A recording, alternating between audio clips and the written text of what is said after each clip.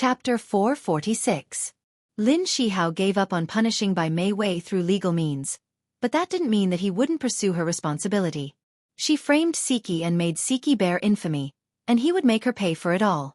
That night, Lin Shihao organized the evidence he collected, burned the video into a CD, and anonymously sent it to the television station and major newspapers. The next day, before Bai Jiyao could report Lin Shihao to the police station and accuse him of sexually assaulting his daughter, he saw the shocking news in the morning paper. The news said that the director of the obstetrics and gynecology department, Lin Shihao, who was deeply involved in the scandal of sexually assaulting a female patient a few days ago, was framed by his colleague, Li Lai. The relationship between Lin Shihao and the director's daughter, Bai Mei Wei, was also untrue. Lin Shihao was actually drugged by Bai Mei Wei and unconsciously had sex with her. In order to destroy Lin Shihao's family, Bai Mei Wei pretended to be pregnant when she already had a miscarriage and framed Lin Shihao's wife for harming her child. The report was conclusive and presented evidence, including photos of Bai Mei Wei drugging the water and her supporting Lin Shihao to get a room. In addition, there was also the testimony of the hotel staff, proving that she was very sober that night, and Lin Shihao was unconscious and was taken upstairs by her. Most importantly, the name of the person who got the room was Bai Mei Wei. It was clear who was plotting against who. Bai Jiyao was so angry that he almost died. He angrily slammed the newspaper on the table and roared, "Old Wang, call Miss right now and tell her to get her ass back here." Old Wang was the Bai family's housekeeper. When he heard this, he quickly ran to the landline. At this time, Bai Mei Wei was sitting on the sofa in Lin Shihao's house, waiting for Zhang Rulin to make breakfast for her. Because she had a miscarriage, Zhang Rulin served her like an ancestor and didn't let her do anything. She even brought her water to wash her feet. Every time she wanted to help, Zhang Rulin nagged her, saying that a miscarriage was harmful to a woman's body and that she had to take good care of her body. Her phone rang. She glanced at the caller ID. It was a call from home. She pressed the answer button. Old Wang's urgent voice came through. "Miss, Master wants you to come back quickly." "Uncle Wang, is my father going to the police station to report the case? Help me hold him back. I'll be right back." "No, Mississippi Master saw today's newspaper and called you back in a fit of rage." "I don't know the details. No matter what, you should come back first." Newspapers? Fly into a rage? What the hell happened? Bai Mei Wei's heart was uneasy. She hurriedly went into the house to change her clothes and took her handbag. When she walked into the living room, Zhang Rulin happened to come out with breakfast.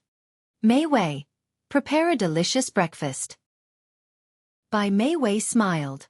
"Auntie, I'm not eating anymore. My dad just called and asked me to go back. I have to go back quickly." Zhang Rulin was shocked. "Didn't you already persuade your father not to sue Shihao? Now this is..." Bai Mei Wei hurriedly said, "Auntie, don't be nervous. My dad didn't ask me to go back because of this matter. My dad is still waiting for me at home. I'll leave first. If there's anything, wait until I come back." "Okay, be careful on the road." Zhang Rulin walked her to the door. Zhang Rulin had lived alone for many years and had developed a habit. That was to turn on the television while eating. Listening to the sound from the television made her feel less lonely. She glanced at the sumptuous breakfast on the dining table and sighed silently. She turned on the television. The television was broadcasting the morning news. She didn't listen to it seriously. Turning on the television was just to kill time. Halfway through breakfast, a name suddenly jumped into her ears. Lin Shihao. Wasn't that her son? Zhang Rulin hurriedly put down her bowl and chopsticks and walked quickly to the living room to watch the television. The content of the news was similar to what Bai Jiyao had seen in the morning newspaper. The difference was that the television news also broadcast the video from the hotel. There was a surgical record attached, proving that Bai Mei Wei had already had an abortion a few months ago. Zhang Rulin was dumbstruck. After a long while, she fell onto the sofa. That piece of news had already been broadcasted, but her mind was still replaying the host's words. She had a miscarriage a few months ago. Her face was deathly pale, and her lips trembled. After a long time, she barely suppressed the anger in her heart and slammed her fist on the sofa. She gritted her teeth and spat out 2 words. "Bastard!"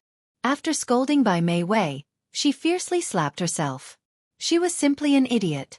After being used by Bai Mei Wei, She said so many hurtful words to her son and daughter-in-law. She simply didn't have the face to face them anymore.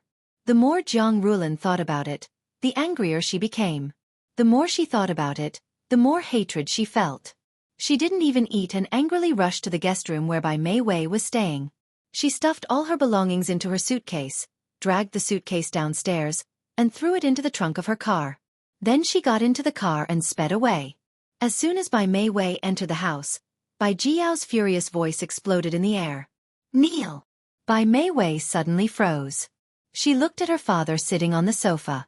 His face was full of anger, and his pair of dark eyes stared fixedly at her. The ruthlessness in his gaze made people shudder. This was the first time she had seen her father so angry. She quietly clenched her fingers. She had a bad feeling in her heart, but she wore a faint smile on her face. "Dad, what's wrong with you? Who made you angry?" "You're still smiling? You still have the face to smile." Bai Jiyao was so angry that he was about to burst into flames. He fiercely threw a stack of newspapers at her face and roared with a red face and neck. "Look at all the good things you've done." The newspapers hit her face, causing a slight sting. She reflexively closed her eyes. The newspapers scattered on the ground.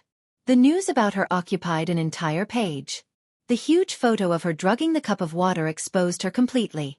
The fact that she had seduced Lin Shihao was exposed to the world, leaving her with nowhere to hide.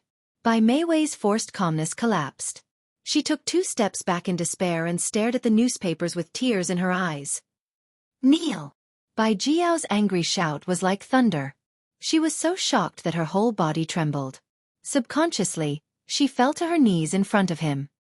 "You disgraceful thing, all the books you've read all these years have been for nothing. Don't you have any sense of shame?" Bai Jiao was so angry that his blood was boiling. He tightly clutched his chest and roared at his daughter who was kneeling in front of him. Housekeeper Old Wang saw that the situation was not good and hurried upstairs to inform Madame Bai. "Dad, I'm sorry. I was wrong. I really know that I was wrong." Bai Mei Wei cried bitterly. "Now you know that you were wrong? What were you doing earlier? Look at you now. Do you still look like a rich miss?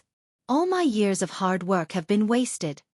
Bai Jiyao only had this one daughter and he had high hopes for her. Who would have thought that the daughter he had always been proud of would do such a despicable thing? How could he not be angry? How could he not hate her? The more Bai Jiyao thought about it, the angrier he became. His eyes were red and he raised his arm high to slap her face. "Stop!" Madame Bai hurriedly came down from upstairs. Just as she reached the staircase, she saw this scene and hurriedly stopped him. Bai Jiao's arm trembled, but in the end, it did not land on his daughter's face. He angrily pointed at his wife who had hurried over and said angrily, "This is your good daughter. Look at what she has done." Madame Bai glanced at the newspaper scattered on the floor and was shocked. She quickly bent down to pick up the newspaper and quickly skimmed through it. Her fingers could not help but tremble. In the end, she could not take the blow and her body swayed, almost fainting. Bai Jiyao hurriedly helped her sit down. Bai Mei Wei cried and hugged her leg. "Mom, don't be agitated. I'm sorry. It's all my fault." Madame Bai leaned on Bai Jiao's shoulder and tears poured out. She kept muttering, "How could this be? What should we do?" Bai Mei Wei buried her head in guilt and sobbed. The Bai family was shrouded in a gloomy fog. Madame Bai and Bai Mei Wei only cared about crying. After Bai Jiao's anger, he wanted to clean up the mess for his daughter. He picked up the landline and was about to call someone to help. "Madam, you can't go in." A woman dragged a suitcase and angrily barged into the villa. The servants anxiously tried to stop her but were unsuccessful. The woman fiercely threw the suitcase, making a loud bang sound. The Bai family all looked up at her. Bai Jiyao stared at her and saw that it was Lin Shihao's mother, Jiang Rulin. He stiffly put down the landline and said with a sullen face, "Mrs. Lin, what do you mean by this?" Jiang Rulin was furious. She pointed at Bai Mei Wei and said angrily, "Bai Jiyao, ask your good daughter what she has done." Bai Mei Wei trembled. Tears streamed down her face as she looked at Jiang Rulin with pleading eyes.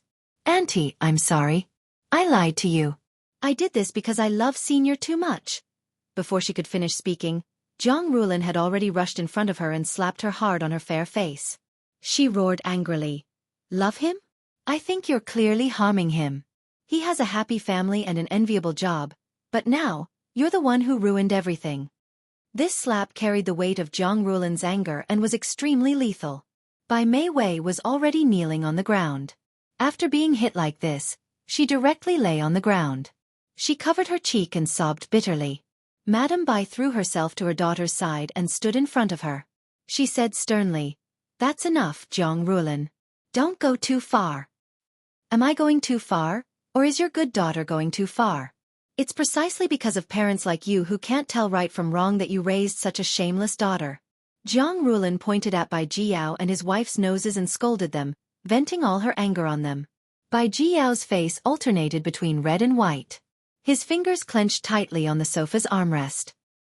He was so angry that his chest rose and fell rapidly. He wanted to refute, but he had nothing to say because Jiang Rulin's words stabbed at his sore spot. Even if Madame Bai was in the wrong, she wasn't the kind of person who would allow others to scold her. She stood up abruptly and confronted Jiang Rulin with her gaze. "Jiang Rulin, I admit that Mei Wei did something wrong, but if you didn't stir things up, Lin Shihao and his wife wouldn't have fallen to this state today. Don't make it sound so nice and push all the blame onto Mei Wei. You should also reflect on yourself." Beauty novel, Xinwu 799. Chapter 447. Madame Bai's words undoubtedly poked Jiang Rulin's sore spot. She was full of guilt towards her son and daughter-in-law. Her cheeks were burning, but in the face of her enemy, she was still domineering.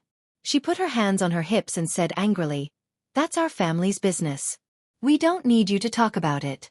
Now we're talking about your daughter. Bai Mei Wei, tell us. Our family is so miserable because of you. What do you plan to do?" "I'm sorry, Auntie. Please forgive me."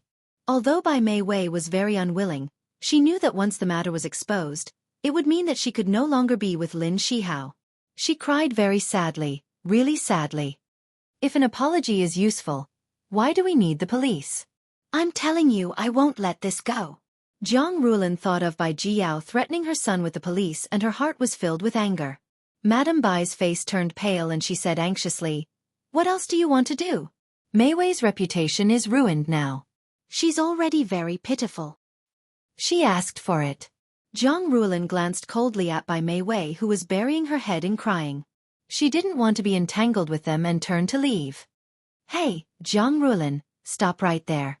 Madame Bai was anxious and angry. She strode forward and blocked Jiang Rulin. "Say it clearly. What do you want?" Jiang Rulin snorted. "Don't you like to threaten people with the police? Fine, let's go to court. Let's see who's the ugly one." "You don't go too far." Madame Bai pointed a trembling finger at her nose. Suddenly, her vision turned black and she collapsed on the ground. "Mom, wife," Bai Jiyao and Bai Mei Wei shouted at the same time and rushed over in panic. Jiang Rulin watched as Madame Bai collapsed in front of her. She clenched her fingers and restrained herself. She didn't go forward to help her. When she came out of the Bai family's villa, she could still hear Bai Jiyao's anxious voice. "Hurry. Help me help your mother to the sofa." On the way home, Jiang Rulin's emotions had already calmed down. In fact, she had said something about going to court just to scare the Bai family. She knew very well that even if they went to court, Bai Mei Wei's mistakes would at most constitute a false accusation. She wouldn't be severely punished, so it didn't mean much. Instead, it would push Shihao and Siki to the forefront of the storm and affect their normal lives. Now that Bai Mei Wei's true colors had been exposed and she was being condemned by the public, this was already the greatest punishment for her. On second thought, she had also done a lot of things to Shihao and Siki. Now, she really didn't have the face to face them. Jiang Rulin sighed deeply. Exposing Bai Mei Wei's true colors was only the first step of Lin Shihao's plan. The second step was to report to the police station and accuse Li Donghai of deliberately fabricating and spreading false facts to degrade his character and slander his reputation. That day, the police took Li Donghai away from the hospital for framing him. At the police station, Li Donghai did not admit to the crime of slandering Lin Shihao. Later, in front of the ironclad evidence collected by Bailey Han, he finally pleaded guilty. The police asked him, "Why did you do this?" Li Donghai was expressionless. "I couldn't accept it. I entered the hospital a year earlier than Lin Shihao. In terms of ability, I'm not inferior to him. In terms of seniority, I'm older than him. Why did he become the director of the obstetrics and gynecology department while I could only be the deputy director? Later, I found the answer. It was because he was favored by Mei Wei. For the sake of his daughter, Bai Jiyao even planned to groom him to become the next director. I looked down on men who relied on women to get to the top, so I decided to take revenge on him. Driven by jealousy, Li Donghai did something to harm others' reputation and was sentenced to 2 years in prison for framing him. After the truth came to light, the hospital board dismissed Li Donghai and restored Lin Shihao's position. Unexpectedly, on the first day of work, Lin Shihao handed in his resignation letter. In the director's office, Bai Jiyao sat behind his desk. There was a lot of white hair on his head, and there was an imperceptible tiredness in his eyes. He put down the resignation letter, looked at Lin Shihao, and said, "Little Lin, your matter has been investigated clearly. Why do you still want to resign?" Lin Shihao's expression was calm as he said slowly, "Director, although the facts have proven that I'm innocent, after this incident, the patient will still have a certain amount of resentment in her heart. I think that I'm no longer suitable to work in the hospital." As a gynecologist, men were very sensitive. Coupled with the impact of that incident, the patient or the patient's family would more or less feel a little uncomfortable. Bai Jiao's deep gaze fell on him. After a moment of silence he said, "Tell me honestly, is it because Mei Wei and I are in this hospital that you're very troubled?" "Yes." Lin Shihao's gaze was calm. This was also one of the reasons he resigned. Bai Jiao was startled and sighed. "Okay, I agree to your resignation." He signed the resignation letter. Lin Shihao said goodbye and left. Bai Jiao looked at his back and hesitated for a long time before finally saying, "Little Lin, I apologize to you on behalf of Mei Wei. Please, be magnanimous and let her go." Lin Shihao stopped in his tracks. Without turning back, he said in a cold voice, "If you're referring to taking it to court, you can rest assured." Bai Jiao looked at his back in a daze. His throat felt uncomfortable. He opened his mouth and said, "Thank you." Lin Shihao didn't say anything. He opened the door and strode out. Walking in the corridor of the hospital and looking at the patients coming and going around, Lin Shihao felt a little disappointed. He had chosen this career to make more families happy. He worked day and night and even neglected his own family. Now that he had decided to quit this career, he still felt a little sad. Yi Siki came home from work and saw Lin Shihao in an apron cutting vegetables in the kitchen. She casually put her handbag on the coffee table and said in surprise, "Didn't you go to work today? Why are you back so early?" Lin Shihao's lips curved. "I resigned." "Resigned? Why?" Lin Shihao put down the kitchen knife and looked at her with a smile.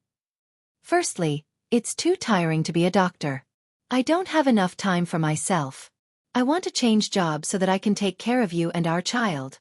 Secondly, didn't Mom always say that no one will inherit the restaurant? I've been willful for so many years. It's time for me to shoulder this burden. That way, she wouldn't force Siki to have a son anymore." "But you like this career. Are you really willing to resign?" "There's nothing to be reluctant about. I'm tired of doing it anyway." There was a faint smile on his handsome face, as if he was very happy to resign. However, he couldn't fool Yi Siki because she knew him and knew how much he loved his job. She felt a little sad and said slowly, "Is it because of that incident that you can't face the patients?" "No." His smile didn't change. He wiped his hands and approached her, then hugged her. "Don't let your imagination run wild. I'm just tired and want to change jobs. Will you be happy if you change jobs?" She leaned against his chest, wanting to hear his thoughts. He hugged her tightly and whispered, "Work isn't important. As long as our family is well, I'll be happy no matter what I do." He had saved so many people and fulfilled his ambitions. He had no regrets. The only thing he wanted to do now was to protect his family. The couple welcomed the dawn, but Bai Mei Wei had fallen into the mud of life. She was now notorious in a city and was jokingly called Sister Aphrodisiac. Li Donghao, who slandered Lin Shihao, also had a very appropriate nickname, Brother Harassment, which meant that he used slander to harass innocent people. There were also people who joked that Sister Aphrodisiac and Brother Harassment were true love. Bai Jiyao had a headache whenever he saw his daughter. He didn't give her a good look. Madame Bai didn't criticize her too much, but she sighed all day and wiped her tears when she saw her, which made her feel very uncomfortable. Her former friends all looked down on her and cut off contact with her. Only Bailey Fei Yen still foolishly contacted her and asked her to go out to play. Bai Mei Wei felt uncomfortable, so she agreed to go out with Bailey Fei Yen to relax. Bailey Fei Yen drove to pick her up. Mei Wei, let's go to Charming Club. Let's change to a quieter bar. The boss of Charming Club was Xiao Tianxing. She didn't want to go there and be laughed at by him. Well, I went to a bar with a friend some time ago. It's very quiet. Let's go there. The bar Bailey Fei Yen took her to was called Style. It was indeed very quiet. The resident singer played the guitar and sang nostalgic songs. A couple sat in a semi-enclosed box, whispering. They also entered the box and ordered a dozen beers. Bai Mei Wei poured a glass of wine for Bailey Fei Yen and bitterly hooked her lips. Fei Yen, I am very grateful to you. Until now, you are still my friend. Good friends don't be so polite. Bailey Fian raised his wine cup and touched hers, saying, Let's not talk about those unhappy things. Come, let's drink. Okay. Bai Mei Wei raised her head and took a big gulp. Her alcohol tolerance was not bad. She could drink at least 3 or 4 bottles of beer. The two of them drank and chatted. Unknowingly, it was already past 10 o'clock at night. Bai Mei Wei looked at her watch. It was already late. She was already a criminal. If she returned late, her parents would be angered to death. She quickly pulled Bailey Fei Yan's arm and said, Fei Yan, it's getting late. We should go back. But I haven't played enough. Bailey Fei Yan's alcohol tolerance was not as good as hers. She was already dizzy. We'll play again next time. Let's go home first tonight. Be good. Bai Mei Wei helped her up and the two of them stumbled out of the bar. This bar street was very lively at night. It was now the time for people to get drunk. As soon as the two of them walked out of the bar, several men surrounded them, laughing and chatting. Bai Mei Wei ignored them. Those people did not give up and followed behind them. Bai Mei Wei turned a deaf ear and helped Bailey Fei Yen to the parking lot. She put her in the car and got in as well. Only then did the group give up. Powerful novel, Song Shu 566. Chapter 448. Bai Mei Wei was about to start the car when she suddenly remembered that she was drunk and could not drive. She had to call for a designated driver. Please send her to this address. Bai Mei Wei gave the address and paid the driver. She lived in the opposite direction from the Bailey's house, so she asked the designated driver to send Fei Yen home while she took a taxi home. The designated driver drove away and Bai Mei Wei walked to the intersection to wait for a taxi. It was a little cold at night and when the cold wind blew, she could not help but shiver and her drunkenness dissipated a little. Beauty, you haven't gone home yet. Have some fun with us bros before you leave. A sloppy voice came from behind and a few men surrounded her. Bai Mei Wei recognized them as the 4 men who had surrounded her and Fei Yen earlier. She frowned and did not say a word as she picked up her handbag and walked away. Aya, don't go. Suddenly, an arm reached out and grabbed her wrist. Then with a jerk, she stumbled into the man's arms. A whiff of alcohol wafted into her nose. It seemed that the group of people had drunk a lot as well. Get lost, don't touch me. Although Bai Mei Wei was a little dizzy, she was still very sober and pushed the man who was hugging her away. The man's looks could be considered decent. His flowery shirt and suit jacket made him look like a ruffian. He chuckled and hugged her even tighter. Beauty, I know you. Aren't you the online celebrity sister Aphrodisiac? Us bros don't need you to drug us today and we can make you feel like you're in heaven. Bai Mei Wei was angry and scared.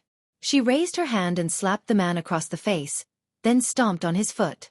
When he let go of her in pain, she quickly turned and ran away. The man hugged his foot and grimaced in pain. Damn, this woman is quite powerful. Brothers, chase after her. Bai Mei Wei grabbed Bao Feng and ran like crazy, shouting help as she ran. Unfortunately, most of the people in this area were drunk and the few who were sober were here for fun. They did not want to get into trouble and for a moment, no one reached out to help her, and no one cared whether she lived or died. The footsteps were getting closer and closer to her, and her heart was in her throat. There was only one thought in her mind, and that was to run faster and faster. Otherwise, if those hooligans caught up with her, She would definitely not have a good ending. Right, call the police. As she ran in the wind, she frantically took out her phone from her handbag. Before she could call the police, someone grabbed her hair from behind and she screamed in pain. Bitch, let's see where you can run to. The man who was panting and grabbing her hair was wearing a golden necklace that was as thick as a finger. He looked very rough. He snatched the phone from her hand and threw it to the ground. He even stomped on it twice. Then came a young man with dyed yellow hair. He held his knees with both hands and panted. After a while he spat on the ground and said, F***ck, this girl doesn't know what's good for her.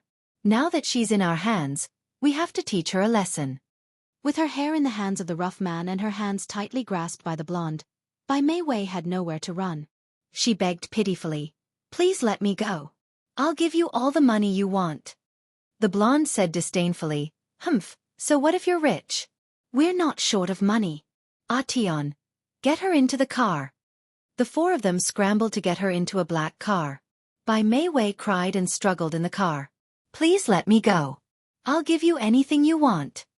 The rough man said unhappily, stupid bitch, your crying is so annoying. Hoodlum, feed her the medicine. I guarantee she'll be obedient in a while. Hoodlum took out a medicine bottle from his trouser pocket, poured out a few pills, and stuffed them into Bai Mei Wei's mouth. She shook her head, gritted her teeth, and refused to take them. She even kicked him. The one in the flowery shirt was called Crooked Old. He came over and forcefully pinched her chin, pried open her mouth, and stuffed the pills into her mouth. To prevent her from spitting out the pills, he covered her mouth with one hand and used the other to forcefully slap her neck, forcing her to swallow the pills. She choked until tears flowed out, and she coughed uncomfortably. Bastard, what did you give me to eat? Hee, it's for aphrodisiac, sister. Of course, it's aphrodisiac. Just wait and see. You bastards. Bai Mei Wei was terrified. She punched and kicked, wanting to stop the men from getting close to her. However, she quickly discovered that the medicine in her body was starting to take effect. Her body temperature rose, and her body felt light. There was a very empty feeling in her abdomen, and a strange itchy feeling slowly spread. The men sharply discovered the changes in her body, and like hungry wolves, they pounced on her body. Ah no! She wanted to resist, but her body was powerless. Even the fists she waved were like cotton, soft and without any strength. Her clothes were thrown into the car one by one. Under the influence of the medicine, her consciousness began to blur, and only desire remained in her mind. Ah! Bai Mei Wei's body tensed up. She raised her neck, and let out a painful and joyful sound. Tion, who was in charge of driving, saw this scene through the rearview mirror and burst out with a curse. F***ck, you three, take it easy. At least leave me a mouthful. F***ck, you should drive seriously. It'll be your turn later. Hoodlum fiercely slammed into the car while panting as he replied. In the narrow space of the car, there was a decadent atmosphere, and it let out sounds that made people blush and their hearts beat faster. An hour later, the car stopped in a small forest. Two men threw the unconscious Bai Mei Wei into the bushes by the side of the road. Enough, don't kill her. Tion, who had already tidied up, knocked on old Crooked Old's head. Hurry up and leave. Don't let anyone find out. The four of them quickly jumped into the car and drove out of the forest. Bai Mei Wei was abandoned here. It was already 12 o'clock and Bai Mei Wei had not returned home. Madame Bai was worried and called Bailey Fei Yan's house. Bailey Fei Yan's servant said, Madame Bai, our family's miss has returned. The one who sent her back was a designated driver. The driver said that Miss Bai hired him. Madame Bai had a bad premonition in her heart. Since Bailey Fei Yan had returned, then Bai Mei Wei should also be back. Could it be that she met with an accident on the road? Madame Bai frantically woke Bai Jiao up. Hubby, Bai Mei Wei has not returned home yet. Could something have happened? Bai Jiao suddenly woke up. Bailey Fei Yan has returned home? Yes, Mei Wei found a designated driver to send her back. What should we do? Something must have happened to Mei Wei. Madame Bai became more anxious as she spoke. Calm down first. I'll go out and look for her. Bai Jiao quickly got out of bed and changed his clothes. It's the middle of the night. Where are you going to look for her? I think it's better to call the police first. It's no use even if you call the police. Mei Wei has been missing for less than 24 hours. The police station will not file a case. Bai Jiao said as he put on his coat. Call Bailey's house and ask where Fei Yan and the others played last night. Madame Bai called Bailey Fei Yan's mother, Murong Lan. Murong Lan woke her daughter up and asked her for the address. Then she told Madame Bai. Bai Jiao called a few servants and drove to the area Fei Yan said to look for by Mei Wei. Although it was already past 12 o'clock, the bar street was still very lively. The servants took Bai Mei Wei's photo and asked around, but no one knew her whereabouts. It was already early in the morning. Madame Bai stood at the door with a shawl, waiting anxiously. The landline in the living room suddenly rang. She was shocked and rushed to the living room to answer the phone. It was Bai Jiao. His voice sounded tired and helpless. I still haven't found Mei Wei's whereabouts. What should we do? My daughter must have met with an accident. Madame Bai held the phone and cried in panic. Don't worry. I've asked a friend to find an acquaintance in the police station to help find her. At this time, they couldn't find Bai Mei Wei anywhere. She was still lying unconscious in the grass. She was completely naked and her fair skin was covered with bruises. She was lying there motionless, as if she was dead. Welfare, Hongcha 866. Chapter 449. In the park, there were many old people practicing Tai Chi in the morning. There were also some young people doing morning exercises. A young girl, wearing sportswear and headphones, was running in the woods while listening to music. She inadvertently found something hidden in the grass on the side of the road, so she curiously ran over. When she saw what it was, she screamed in horror. Ah, someone come, there's a dead person here. The girl's face was pale.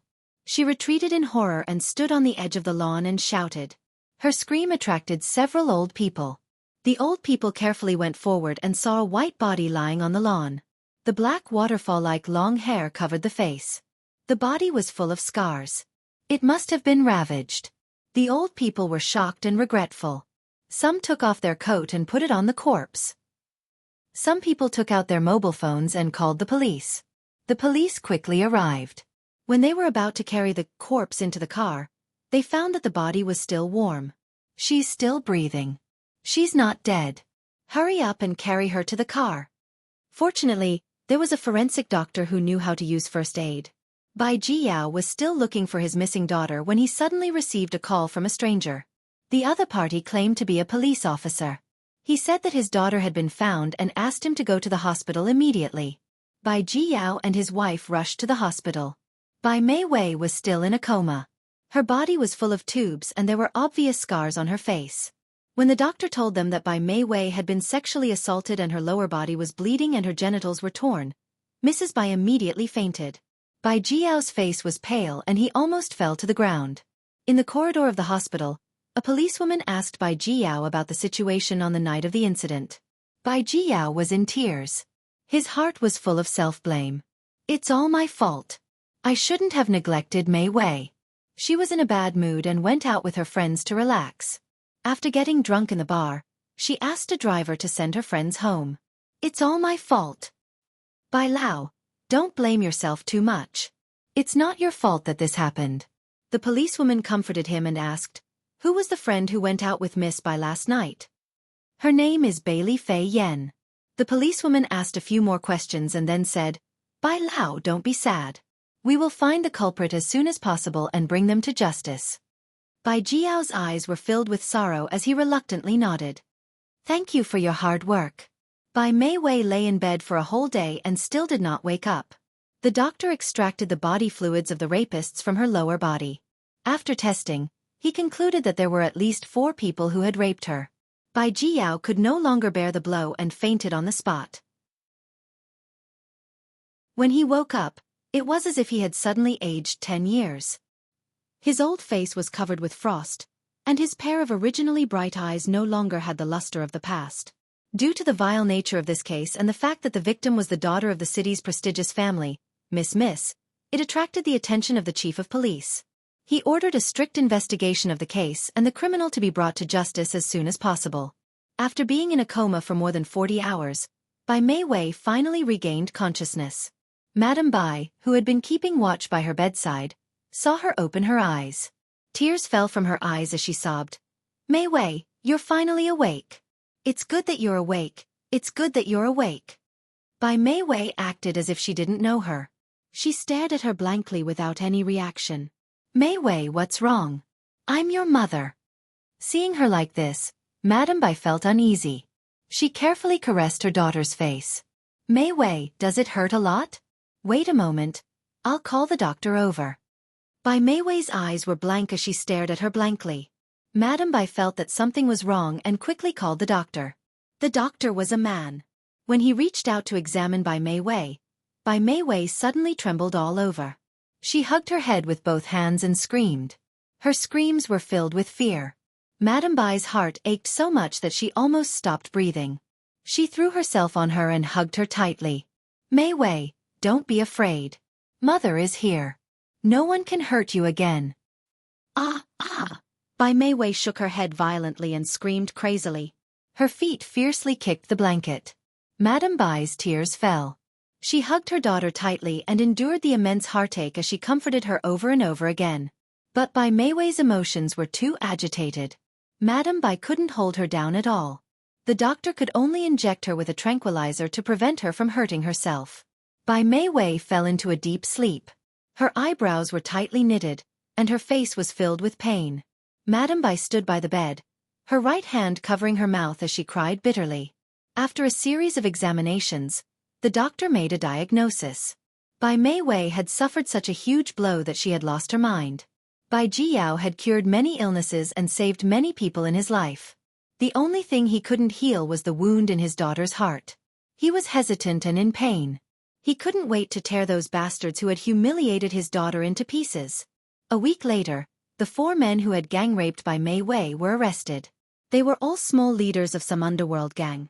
After they were arrested, there were people from the underworld who threatened Bai Jiyao, telling him to withdraw the charges. Otherwise, they would set fire to his family. Bai Jiyao didn't take their threats to heart. Even if he had to risk his old life, he would seek justice for his daughter.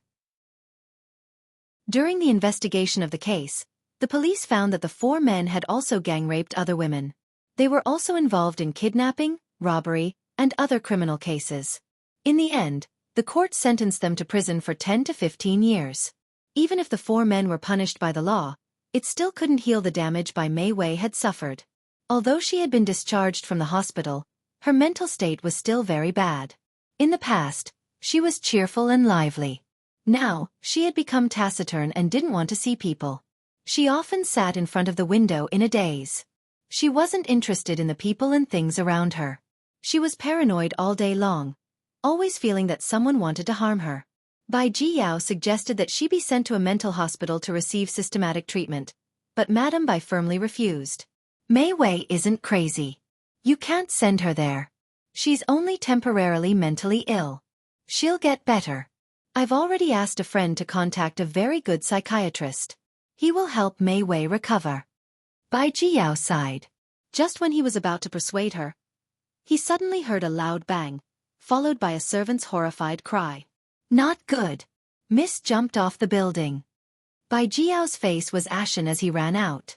Madame Bai's vision turned black as she clenched her teeth and stumbled after him. Blood, so much blood. Bai Mei Wei was lying on the concrete floor. Her seaweed-like hair was wrapped around her face and neck. Her eyes were wide open, and her body was violently twitching with blood flowing from the corner of her mouth. Bai Jiyao screamed at the top of his lungs. Call an ambulance! Call an ambulance! When the ambulance arrived, the paramedics carried Bai Mei Wei, who was covered in blood, into the ambulance and anxiously gave first aid. Bai Jiyao also got into the ambulance. Madame Bai also wanted to follow. Her legs were trembling as if she could collapse at any moment. Bai Jiyao refused to let her get into the ambulance and got the servant to help her back to her room to rest. Fortunately, they lived in a villa, and the building wasn't high. Bai Mei Wei's life wasn't in danger when she jumped from the roof. However, her external injuries were more serious. Her legs were severely fractured, her waist was injured, and there were many cartilage injuries. Bai Mei Wei's world weariness was a wake-up call for Bai Jiyao. He decided to send his daughter to a mental hospital for treatment as soon as her injuries were better. After a year of treatment, Bai Meiwei's legs were finally healed and she was able to stand up again. In this year, she had also undergone psychological treatment. Basically, she was no different from an ordinary person. However, she still couldn't face the past. Her nerves were still weak, and she couldn't be stimulated. In order to let Bai Meiwei live in a new environment, the Bai family migrated to Canada and cut off all contact with the country. From then on, Bai Meiwei completely walked out of the Lin family's sight. On the other side, Lin Shihao quit his job without hesitation and took the initiative to ask Zhang Rulin to take over the restaurant. Zhang Rulin was happy and a little ashamed. She said apologetically, "Shihao, Mom was used by Bai Meiwei in the past and said a lot of things to hurt you and Siki. Can you forgive Mom?" Lin Shihao was silent for 2 seconds before he said, "Mom, let's not talk about the past. I hope you won't target Siki in the future." "Of course. After so many things, I've thought it through. It's enough for you to have one child, Nyonyo. I won't force you to have another child." Zhang Rulin paused and said, "How long do you plan to live outside?" Lin Shihao was a little helpless. Siki said that she doesn't want to come home for the time being. "I don't want to force her." Zhang Rulin's expression froze and she sighed. "In the end, it's all my fault. I shouldn't have called Bai Meiwei home. It's normal for Siki to have a knot in her heart." Lin Shihao didn't say anything. He knew very well that Siki didn't want to come home not only because of that. The hurt they had caused her made her not dare to believe in love and family. What he needed to do was to rebuild her confidence. Zhang Rulin also had a plan in her heart and secretly made a decision. Yi Siki and Nyonyo walked out of the elevator and saw a familiar figure standing at the door of their house. She was stunned, but Nyonyo had already jumped up happily. "Grandma. Ayo Xiaobao Bei, Grandma missed you so much." Zhang Rulin bent down and hugged Nyonyo. She was all smiles as she kissed Nyonyo twice on the face. "Grandma, I missed you too." Nyonyo acted coquettishly in her arms. Yi Siki looked at the happy faces of the grandmother and granddaughter and smiled slightly. "You're here." She still had a grudge against her and couldn't call her mom like she used to, so she might as well not call her that. Zhang Rulin straightened up and took Nyonyo's hand. She smiled and said, "How have you and Nyonyo been recently? Have you gotten used to living outside?" "Pretty good. Sorry for making you worry." Yi Siki spoke very politely. She took out her keys from her handbag, opened the door, and politely invited her in. Zhang Rulin and Nyonyo sat on the sofa and looked around the room. Yi Siki placed the cut fruits on the coffee table and smiled politely. "Have some fruits." "Okay, Siki, come sit here. Mom has a few words to say to you." Zhang Rulin stroked Nyonyo's hair. "Darling, go back to your room and do your homework first, okay?" "Okay." The living room was very quiet. The two of them sat facing each other, and the atmosphere was a little awkward. Zhang Rulin smiled gently. "Siki, I haven't come to see you during this time because I feel ashamed to see you." Yi Siki didn't expect her to be so direct and was stunned. She continued, "I went too far in the past and hurt your feelings. I'm here today to apologize to you." Her gaze was very sincere. Yi Siki pursed her lips and smiled slowly. "You're too polite. Let bygones be bygones." Zhang Rulin grabbed her hand, and her eyes were filled with eagerness. "Siki, I'm not asking you to forgive me. I just want you to reconcile with Shihao and come home as soon as possible. Living outside is not a long-term solution." Yi Siki was silent for a moment and said slowly, "Shihao and I have reconciled. It's just that I don't want to go back for the time being. I want to adjust my mood. Please understand." Zhang Rulin sighed silently. From the moment they met until now, Siki hadn't called her mom. She felt a little upset, but this was her own fault, so she couldn't blame anyone else. She took out a key from her bag and placed it in front of Yi Siki. She said slowly, "Go back and take a look when you have time. I bought new furniture and replaced all the old ones. If you don't like it, tell me and I'll replace it. In the future, that place will only be your Shihao's and Nyonyo's home." Yi Siki was slightly taken aback, but she quickly understood what Zhang Rulin meant. She must have thought that she minded that Bai Meiwei had lived there before, so she replaced all the old furniture with new ones. Yi Siki pursed her lips and said, "Actually, you didn't have to do this." Zhang Rulin smiled. "It's okay. It didn't cost much anyway. It's fine as long as you live comfortably." Yi Siki didn't continue this topic. "You can stay here for dinner tonight. Shihao will be back soon. He just took over the restaurant and needs to familiarize himself with a lot of things. You can teach him." Zhang Rulin's smile widened. "Okay, then I'll stay for dinner." It had been a long time since their family had gathered together for a meal so harmoniously. It was obvious that Zhang Rulin wanted to get closer to Yi Siki. During the meal, Zhang Rulin kept putting food in Yi Siki's bowl and talked about topics that everyone was interested in. After the meal, Zhang Rulin even took the initiative to help Yi Siki clean up the dishes. However, Yi Siki was not used to Zhang Rulin's enthusiasm and friendliness. After dinner, they rested for a while. It was getting late. Lin Shihao walked Zhang Rulin downstairs, and Yi Siki walked them to the elevator.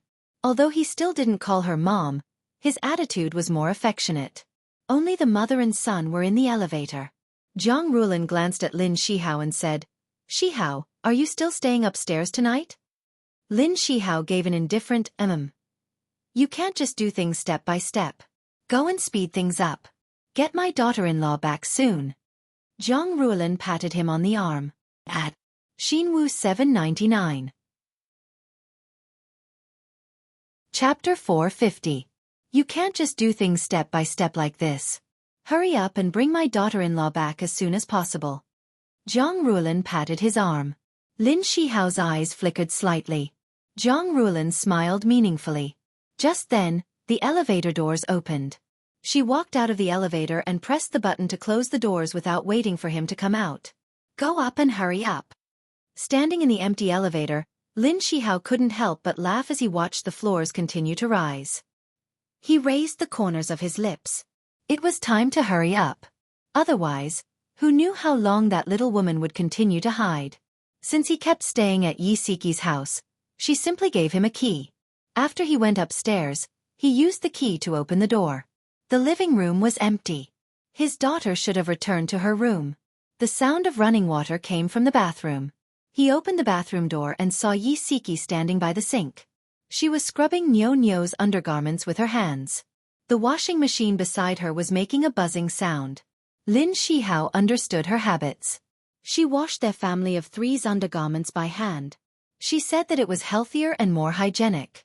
She looked very focused. Her smooth hair fell over her shoulders, and her eyes were gentle. Looking at her gentle appearance, his heart was unbelievably soft. The corners of his lips curved. He walked behind her and slowly wrapped his arms around her slender waist. His chest was close to her back. His nose was close to her hair, and he smelled the faint fragrance on her body. Yi Siki paused. She leaned into his arms, and her body was a little stiff. She pursed her lips and said softly, "Your mother left? She's our mother." Lin Shihao sighed in his heart. He kissed her cheek from behind and was incomparably gentle. The kiss on her cheek was very gentle, like a feather gently brushing past. It was ticklish. She couldn't help but tremble. She turned her head to avoid him. "You should go back. I want to stay a little longer." He didn't give up. When she turned her face to avoid his lips, he quietly sucked on her earlobe. "Don't, I'm doing the laundry." Yi Siki moved her body, trying to avoid his kiss. "Wifey, I love you." Lin Shihao's arms tightened as he whispered in her ear. This was the woman he had loved for 10 years. When he had just entered university, he had fallen in love with her at first sight. Later, he had been lurking by her side as a friend until she became his girlfriend, his wife, and the mother of his child. His feelings for her had never changed. Lin Shihao couldn't restrain the throbbing of his heart. He kissed her neck, and the big hand on her waist also became restless. He quietly rubbed the skin of her waist, using his palm to measure her enchanting curves. She was immersed in the emotions he brought to her, but she was still rational. She grabbed his hands and tried to stop him. Her voice was trembling. "Hubby, don't. Nyo-Nyo will find out." How could she restrain him with her strength? His palm was still lingering on her waist, slowly moving upwards. His delicate kisses landed on her neck as he whispered hoarsely, "Honey, I missed you so much." Didn't you miss me? He knew that she was doing something and Nyonya wasn't asleep yet, but he actually used such a seductive voice to tease her. Her cheeks were boiling hot, and her heart trembled. Her chest was so tight that it felt like it was going to explode. He was obviously not satisfied with her reaction. He bit her earlobe as a punishment and pressed his palm on her softness. His voice was full of bewitchment. Honey, tell me, did you miss my body? He said the last two words very slowly. She was so embarrassed that her cheeks were red. Her body felt like it was on fire, and it was so hot that it was scary. She trembled and closed her eyes, not daring to look at herself in the mirror. He wouldn't stop until he got an answer from her. His slender fingers slowly traced the outline of her body. Wifey, answer me. Do you miss my body? Her face was so red that it was about to bleed.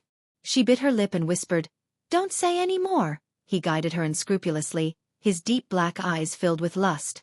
She was so embarrassed that she was about to cry. Her eyelashes couldn't stop trembling.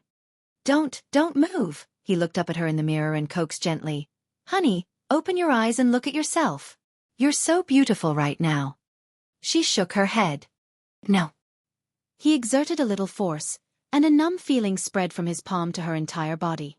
Her body trembled. He said mischievously, Honey, open your eyes. Otherwise, I'll continue. In the end, Siki couldn't resist his teasing. She slowly opened her eyes and saw herself in the mirror. Her eyes were misty, her cheeks were red, and a few strands of messy hair fell by her ears. Her red and swollen lips were slightly parted, and her chin was slightly raised. She exuded a kind of seductive beauty. He smiled at her in the mirror, and then leaned over her chest. She cried out softly and raised her chin impatiently. The two of them in the mirror were entangled together, and it was a mesmerizing scene. Suddenly, there was a knock on the door. Mommy, are you inside? Siki's body tensed up, and her eyes suddenly opened. Lin Shihao was holding her and panting heavily. She opened her mouth, and her voice was a little hoarse. I'm here. Mommy, I want to go to the toilet. Nyonyo's voice sounded a little anxious. A certain someone suddenly moved. Siki let out a soft moan and said anxiously, Nyonyo, Mommy still needs a while. Go to Mommy's room. Siki was glad that the master bedroom had a toilet. Oh, okay. The sound of Nyonyo's running footsteps came from outside the door. Siki pinched a certain someone's waist in annoyance. It's all your fault. Nyonyo almost found out. Lin Shihao was helpless. After all, this was a rented apartment, and the soundproofing was not as good as his own. Fortunately, the washing machine was still humming, so Nyonyo did not hear anything that she should not have heard. After enduring for several months, he had originally planned to have a good time, but reality was cruel. After one time, he hugged her tightly, buried his head in her neck, and bit her shoulder. His voice was hoarse as he said, Let's go upstairs. If they went to his place, it would be one floor away. He was not afraid that his daughter would hear them, right? No, I'm tired. Siki lay limply in his arms. She was so tired that she did not want to move. Lin Shihao kissed her lips lovingly and did not insist. He said gently, I'll help you shower.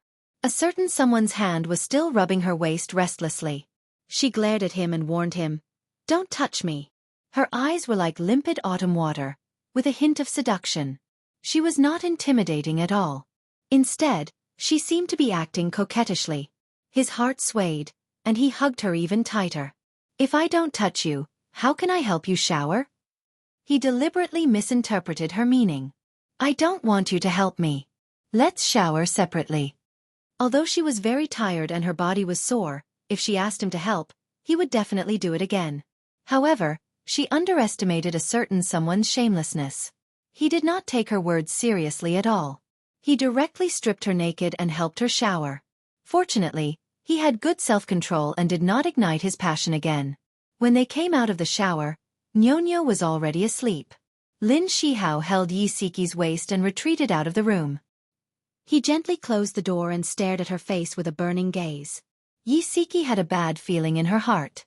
Was he thinking of doing it again while the child was asleep? It turned out that she was thinking too much. Lin Shihao bent down and kissed her cheek. He said gently, Rest early. Her cheeks blushed and she was ashamed of her own thoughts. Okay, you should go back and rest too. He hugged her and did not let go. Let's do it together. Yi Siki pushed him. No, I'm not ready yet. Go back to your house. He smiled bitterly. Honey, how long are we going to stay in separate rooms like this? She blinked and said, until I'm satisfied with it. He stroked her hair helplessly. Okay, I'll continue to work hard and try to make you satisfied as soon as possible. Thank you, hubby. Hubby, I love you. She smiled brightly and threw herself into his arms. She hugged him and then quickly separated. Well, all the sadness in his heart disappeared when he heard the words, I love you. He looked at her in amusement as she quickly ran into her room and shook his head with a doting expression. She was his nemesis. He would be eaten by her for the rest of his life. However, he was willing to endure it. Although they were still living separately, ever since that night, Lin Shihao had been thinking of ways to have some alone time. For example, after Nyonyo fell asleep, he would kidnap his wife upstairs and spend a passionate night together. Another example was sending Nyonyo to her grandmother's house for the weekend. The two of them would go on dates, watch movies, and listen to musicals, just like they did when they were dating. In short, life was very enjoyable. In the blink of an eye, a year had passed. Xia Dong asked Yi Siki out for tea. When she heard about their current living situation, she frowned. You still can't forgive him? Yi Siki smiled. No, I actually forgave him a long time ago. I just feel that the way we are now is quite good. There's a little distance between us, but it's not too far. When we're together, we cherish it even more. I found the feeling of dating again. Beauty novel, Songshu 566. Chapter 451. Xia Dong took a sip of tea thoughtfully. She blinked and said, It looks like I'll have to live apart from Ahan for a few days sometime soon. Hey, don't join in the fun. Yi Siki rolled her eyes at her in amusement. It wasn't easy for the two of you to be together. You should cherish it. Xia Dong grinned. I'm just teasing you. But to be honest, you've found your first love. I think Lin Shihao is going to break down soon. He doesn't feel safe at all being hung up by you every day. Yi Siki glared at her. When did I ever hang him up? I'm very serious about living my life with him. Xia Dong nodded repeatedly. Yes. I know you're serious about living your life together. But Lin Shihao doesn't know that. He thinks that you can't let go of the past. In his eyes, if you don't want to go home with him, it means that you don't want to forgive him. Tell me, how uneasy and self-reproachful he must be in his heart. Yi Siki was stunned. She smiled guiltily. That seems to be the case. Ha! So stop fooling around. Hurry up and move back home. It's been a year. Your house is going to turn into a cave soon. Okay, I got it. Actually, I've already made up my mind. I'll tell him this weekend that I'm moving back home. That's right. Hurry up and go home. Xia Dong suddenly thought of something. She stared into her eyes and said, How's Lin Shihao's mother now? Yi Siki's lips curved. She comes to visit us every few days. She even bought a lot of things for Nyonyo.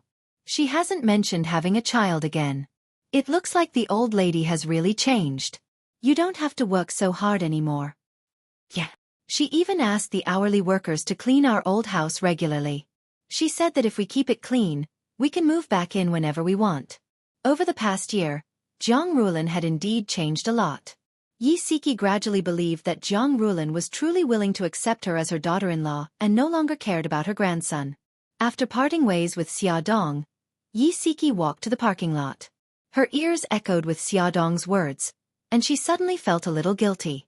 She didn't mention going home for so long, which made Shihao feel very embarrassed and uneasy. She picked up her phone, intending to call him and immediately tell him that she was willing to go home with him. Before she could make the call, her phone suddenly rang. It was Lin Shihao. She immediately picked it up and said with a smile, Hubby, I was just about to call you. I didn't expect you to call me. Let's move home this weekend. A strange woman's voice came into her ears. Hello. Madam. Are you Mr. Lin Shihao's wife? Yi Siki's enthusiasm cooled. she said hesitantly. Yes, I am.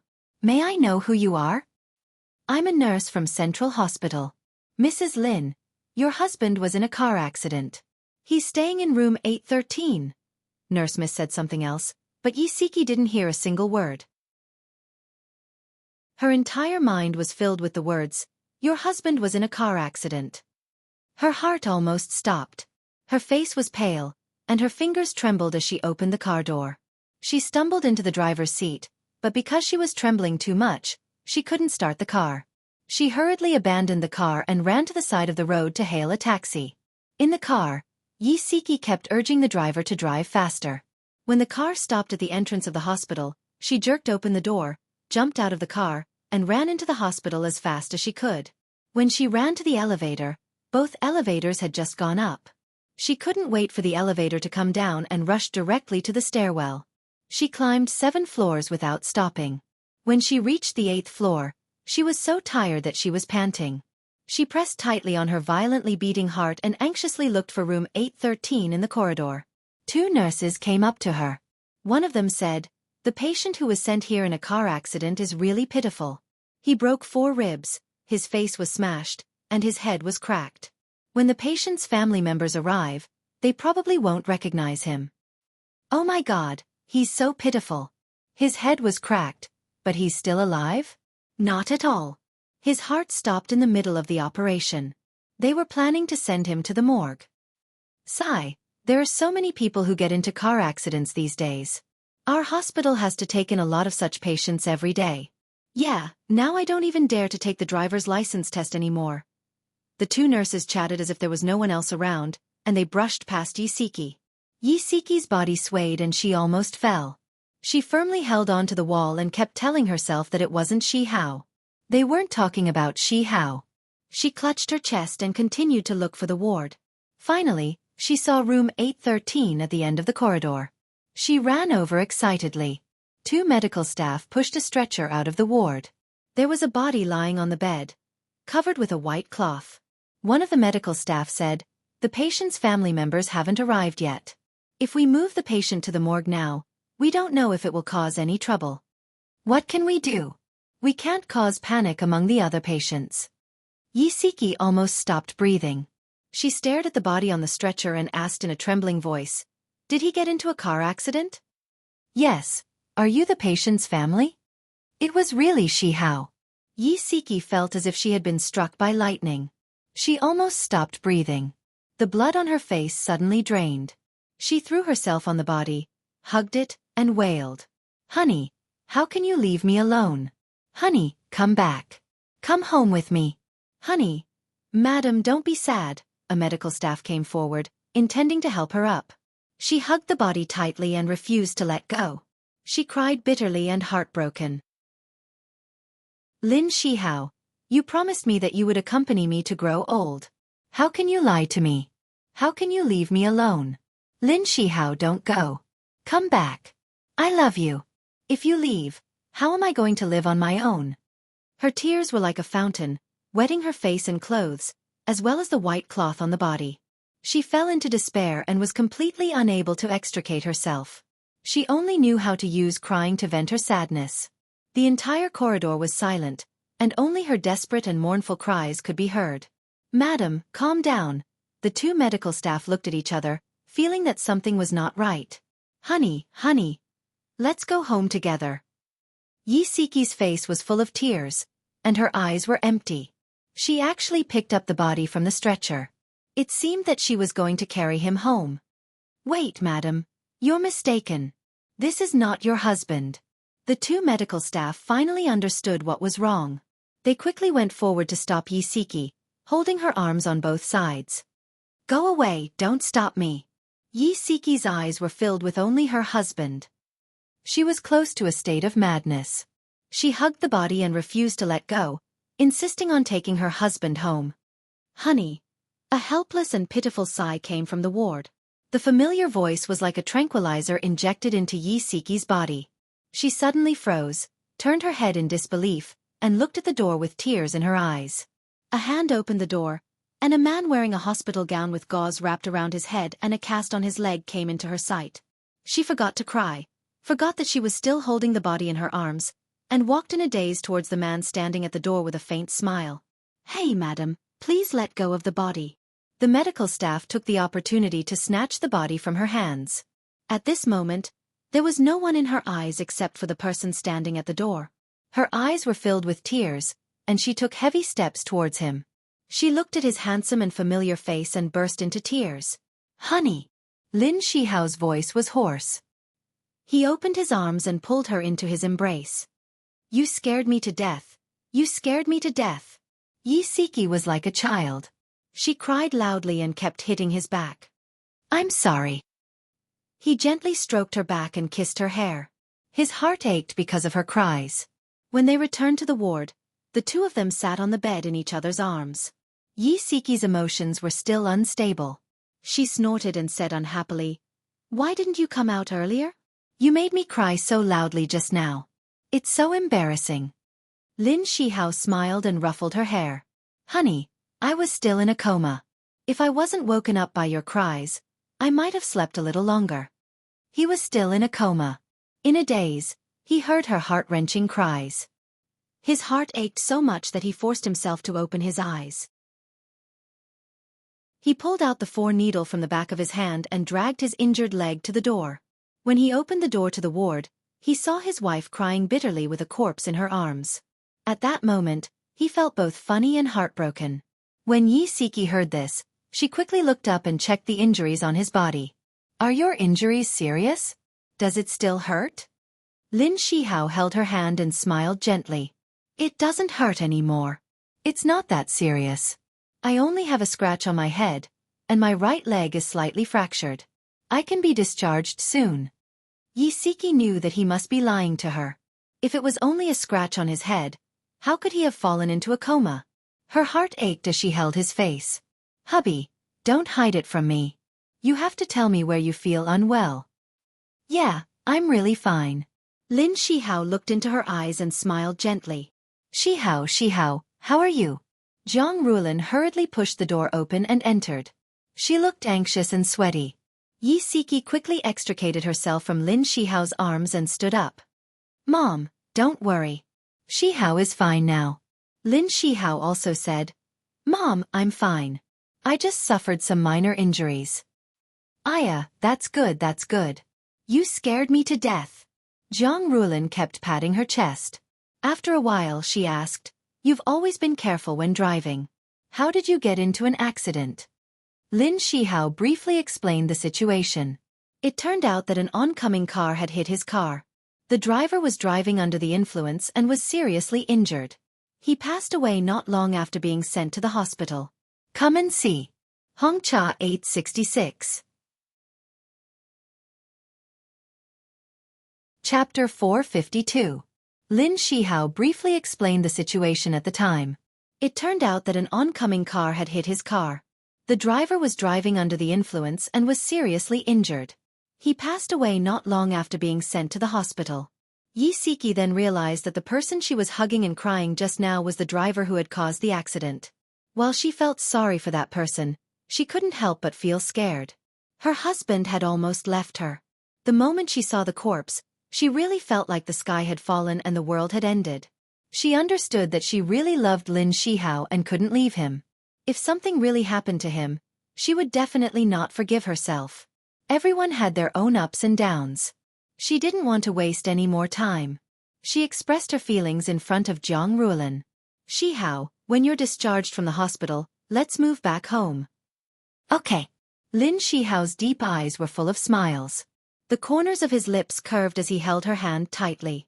He had been waiting for this day for a long time.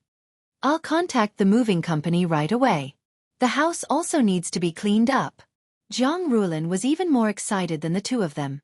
She was so happy that she couldn't close her mouth. She was in full swing helping them arrange things. Yi Siki and Lin Shihao didn't stop her. They held each other's hands tightly and smiled as they watched her busy making calls. Their hearts were full of warmth. Lin Shihao's injuries weren't serious. After staying in the hospital for a day, he wanted to be discharged. Yi Siki and Zhang Rulin definitely wouldn't agree. They insisted that he stay in the hospital for 2 more days for observation. Yi Siki had a leisurely job. Every day after work, she rushed to the hospital to accompany Lin Shihao. Jiang Rulin took the initiative to take the job of picking up Nyonyo so that they could spend more time together. On a September day, when the fragrance of osmanthus was wafting, Yi Siki saw an old woman selling osmanthus flowers on the overpass. 4 or 5 branches were wrapped into a small bouquet of flowers. There was no fancy packaging, but the flowers were flourishing and smelled very fragrant. The old woman's face was full of wrinkles. She opened her toothless mouth and smiled to attract customers. People came and went in a hurry. Very few people stopped. Yi Siki bought a big bouquet and carried it into the ward. Lin Shihao was sitting on a chair in front of the window, reading. The child in the same ward as him was already asleep. The child's father had something to do at the last minute and had to go out. He asked Lin Shihao to help take care of the child. Lin Shihao looked up when he heard footsteps.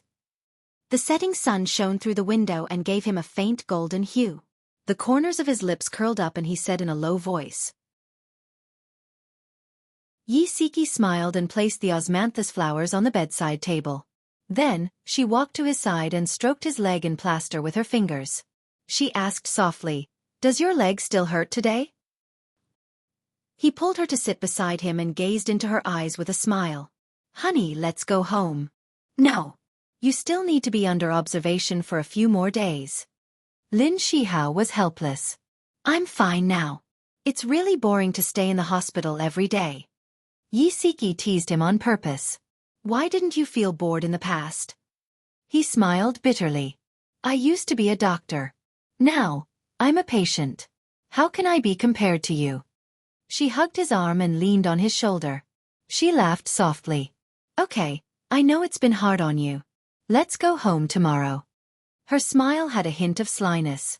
In fact, she had already moved their luggage home and even tidied up the room. She planned to give him a surprise tomorrow. The next day, Lin Shihao was finally discharged from the hospital. The cast on his leg had not been removed, so it was not very convenient for him to walk. Yi Siki had been supporting him from the moment he got out of the car. When he stepped into the house, Lin Shihao almost did not recognize him. The furniture in the room was brand new. The European-style decoration was fashionable and elegant. There were blooming flowers on the table and coffee table. The spacious and bright room was filled with fragrance and love. Nyonyo's eyes widened in surprise. After looking around, she ran to her room. It was romantic pink and white. A charmingly naive stuffed bear sat on the beautiful little bed. It was like the room of a princess in a fairy tale. She cheered happily and ran back to the living room to share her joy with her parents. "Daddy, Mommy, my room is so beautiful. I like it so much." Yi Siki smiled and patted her daughter's head. "Grandma helped us decorate this room. Remember to thank Grandma." Nyonyo nodded repeatedly. Her smile was as bright as a sunflower. Their master bedroom had also changed a lot. There was a comfortable and wide sofa. The double bed had also become a king-sized bed. There was a comfortable wool carpet in front of the bed. The curtains had been replaced with thin gauze curtains. The outside was covered with heavy dark curtains. There were 2 pairs of couple slippers in front of the bed. 2 sets of couples' pajamas were neatly stacked at the head of the bed. On the bedside table, there were 2 delicate and beautiful red roses in a blue and white porcelain vase. Lin Shihao hugged Yi Siki's waist. His obsidian-like eyes were shining with a smile. He lifted his chin and gestured for Siki to look at the big bed. He smiled ambiguously and said, "We can't let Mom's good intentions go to waste." She didn't understand what he meant at first, but when she saw him smiling so ambiguously and lowering his head to kiss her lips, she suddenly understood. Her cheeks heated up and she closed her eyes, allowing him to deepen the kiss. After a while, he hugged her and they fell onto the big new bed. She struggled uneasily. "Your leg." He teased her earlobe and chuckled mischievously. "My leg is injured. My waist is fine." Her cheeks were burning hot. His hands rubbed her until her entire body was numb. She almost could not hold it in. However, she was still rational. She bit her lip and gasped. "You're making love in broad daylight." He gently bit the softness in front of her chest and murmured vaguely, "Who said we can only have sex at night?" She pushed his head away. "Nyonyo is still outside. Nyonyo is in the room. She won't hear." Home was good. The soundproofing was good. Lin Shihao was very satisfied. He raised his head and blocked her chattering little mouth. He swallowed all her protests and sucked on her tongue as if punishing her. She gradually gave up resisting and hooked her arms around his neck. His magical hands ignited her body. Her breathing became faster and faster, and her body became more and more tense. She tilted her head back, outlining the beautiful curve of her neck. Her lower body was close to his waist. She rubbed against him uneasily and let out a sexy moan. "Hubby!" Her starry eyes opened slightly, and her delicate lips parted slightly.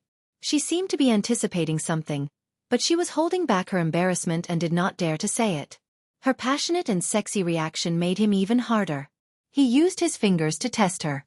After confirming that she was ready, he parted her legs and rushed into that hot and humid secret place.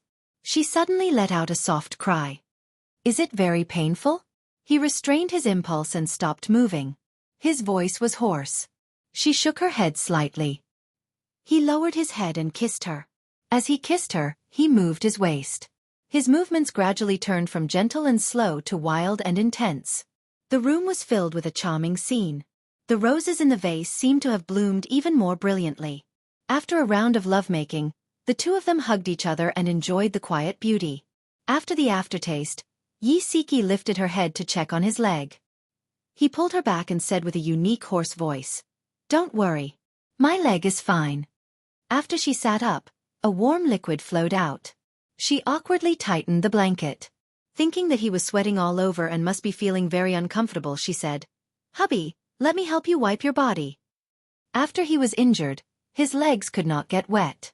She had always been the one to help him wipe his body. In the hospital, he was very obedient when she helped him wipe his body. However, it was different when they were home. The two of them locked themselves in the bathroom. He took advantage of her and teased her to do things that made her blush and her heart beat faster. After the two of them finished showering, they snuggled on the sofa.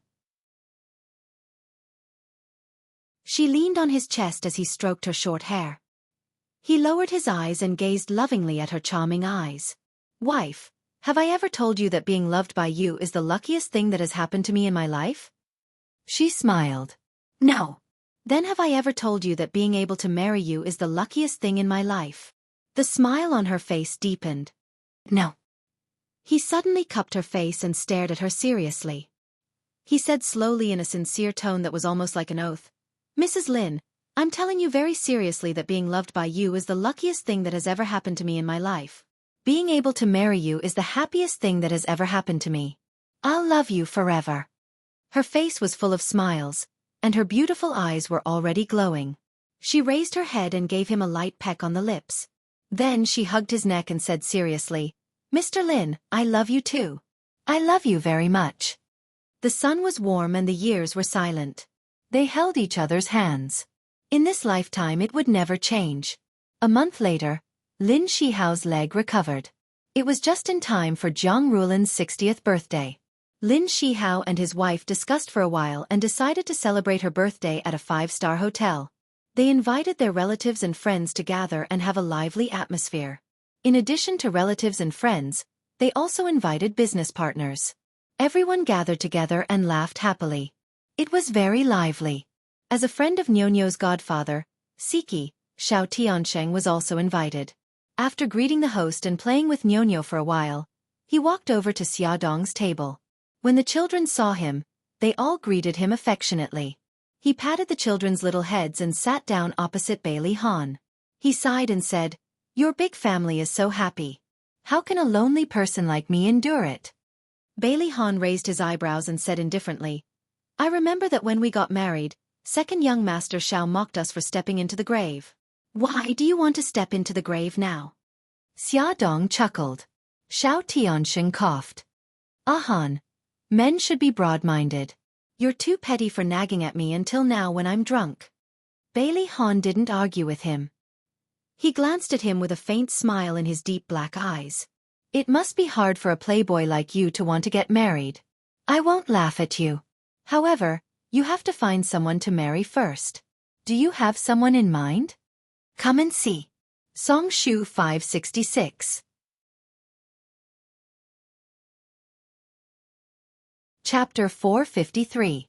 Xiao Tianxing grinned and naturally exuded an air of elegance. Isn't that simple? A handsome and rich eligible bachelor like me only needs to wave my finger and countless women will throw themselves at me.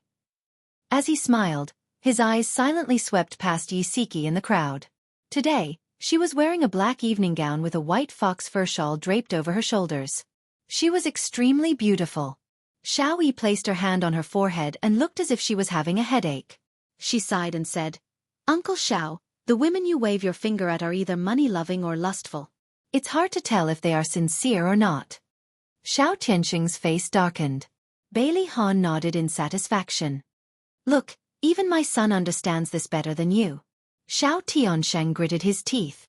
"Your family is deliberately making fun of me, isn't it?" Xiao Bao winked. "Uncle Xiao, we are not making fun of you. We are just trying to stimulate you. Only with stimulation will you have the motivation to rush into the grave of marriage. Don't you think so?" Xiao Tianxing's mouth twitched. "So, I have to thank you?" Xiao Yi and Xiao Bao said in unison, "You're welcome. Our name is Red Scarf." Bailey Han and Xia Dong laughed at the same time. Xiao Tianxing's face darkened even more. "Uncle Xiao, don't be angry. Here's a candy for you." Xiao Guai, who was sitting next to him, unwrapped a piece of chocolate and stuffed it into his mouth. Then, she patted his head as if she was comforting a small animal and smiled sweetly. "Uncle Xiao, you will definitely find a good woman." Why did he feel that the chocolate in his mouth was so bitter? Xiao Tianxing pulled a long face and pinched Xiao Guai's delicate and cute little nose. "Gigai, thank you so much. After listening to your comforting words, I seem to feel even worse." Xiao Guai giggled. She was as beautiful as a brilliant sunflower. Xiao Bao and Xiao Yi also laughed, but they seemed to be watching a good show. Xiao Tianxing snorted angrily. A han was a black-bellied wolf. How could the children he raised be kind little lambs? They were all wolf cubs, okay? It seemed that he had to quickly find someone to give birth to a child for him. At least, when he bickered with Bailey's children in the future, someone would be on his side. The hall was filled with toasts and laughter. Xiao Tianxing was slightly drunk. He looked at them laughing from afar as if he was an outsider. He shook his head self-deprecatingly. It seemed that he was really drunk. He actually felt a little lonely. He held the wine glass in his hand and walked to the balcony. He casually placed the wine glass on the coffee table and leaned against the rattan chair. He closed his eyes and rested for a while. He did not know when, but he heard the crisp sound of high heels. A beautiful figure stood beside him. Her clear voice was like a spring that slowly flowed into his heart. "Tianxing, are you okay?" Xiao Tianxing slowly opened his eyes. He saw Yi Siki bending over and looking at him. Her beautiful face was slightly worried. He smiled. "I'm fine." She smiled and sat in the rattan chair opposite him. "Old madam likes the gift you gave her. Sorry to have made you spend so much money." He adjusted his sitting position and slightly straightened his body. "You don't have to be so polite. As long as old madam likes it." She tucked her hair behind her ear and pursed her lips. "You're not young anymore. Quickly find someone to fall in love with and then enter the grave of marriage."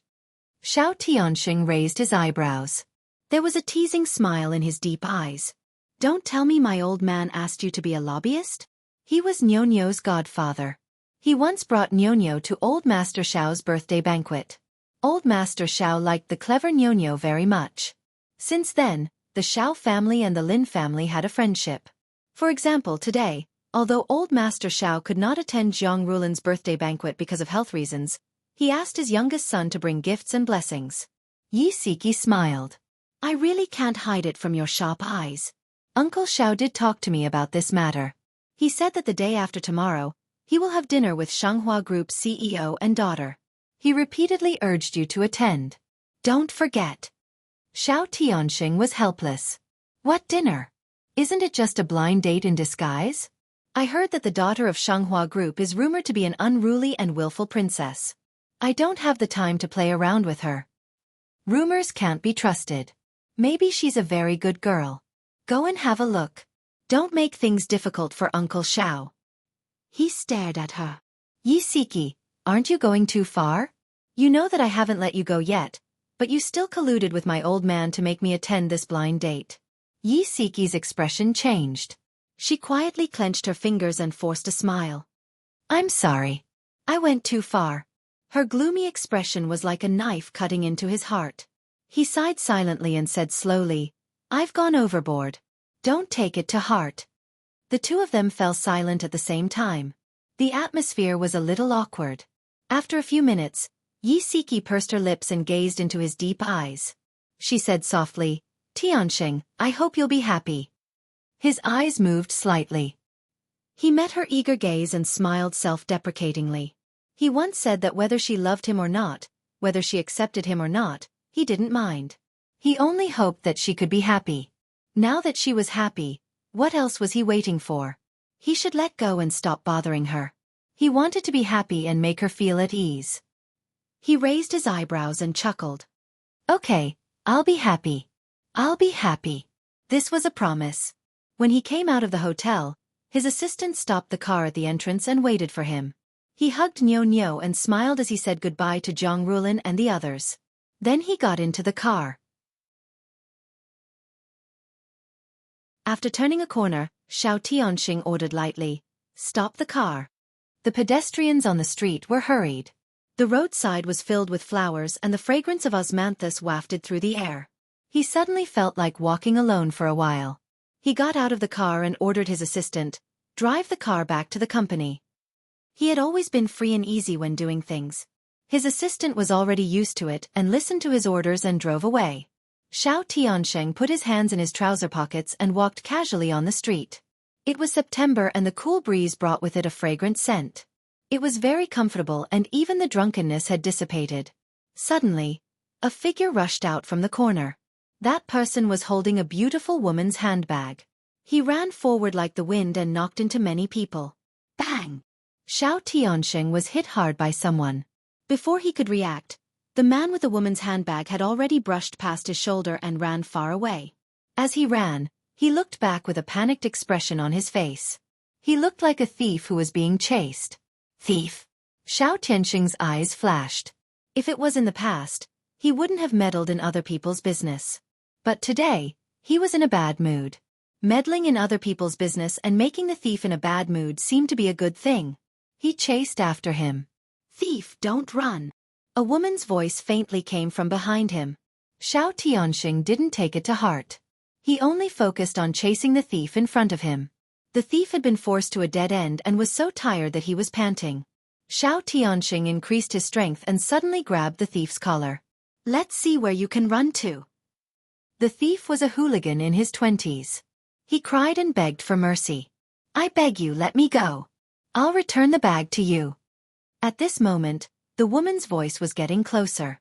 Thief, don't run. The thief rolled his eyes and without saying a word, he stuffed the bag into Xiao Tianxing's hands. Then, he pushed him away and turned to run. Xiao Tianxing broke into a run. Unexpectedly, a whistling sound came from behind him. A swift and fierce leg swept fiercely toward his leg. Xiao Tianxing's attention was all on the thief who had fled into the crowd. He didn't think that someone would sneak up on him from behind. That person kicked his leg and a piercing pain came. He staggered and almost fell to the ground. He angrily turned around, wanting to see who had sneaked up on him. Unexpectedly, just as he turned his head, a fist swung at his face. Pa! He could almost hear the bone in his cheek breaking. Xiao Tianxing lay on the ground in the most miserable position in his life. He was so angry that he was about to explode.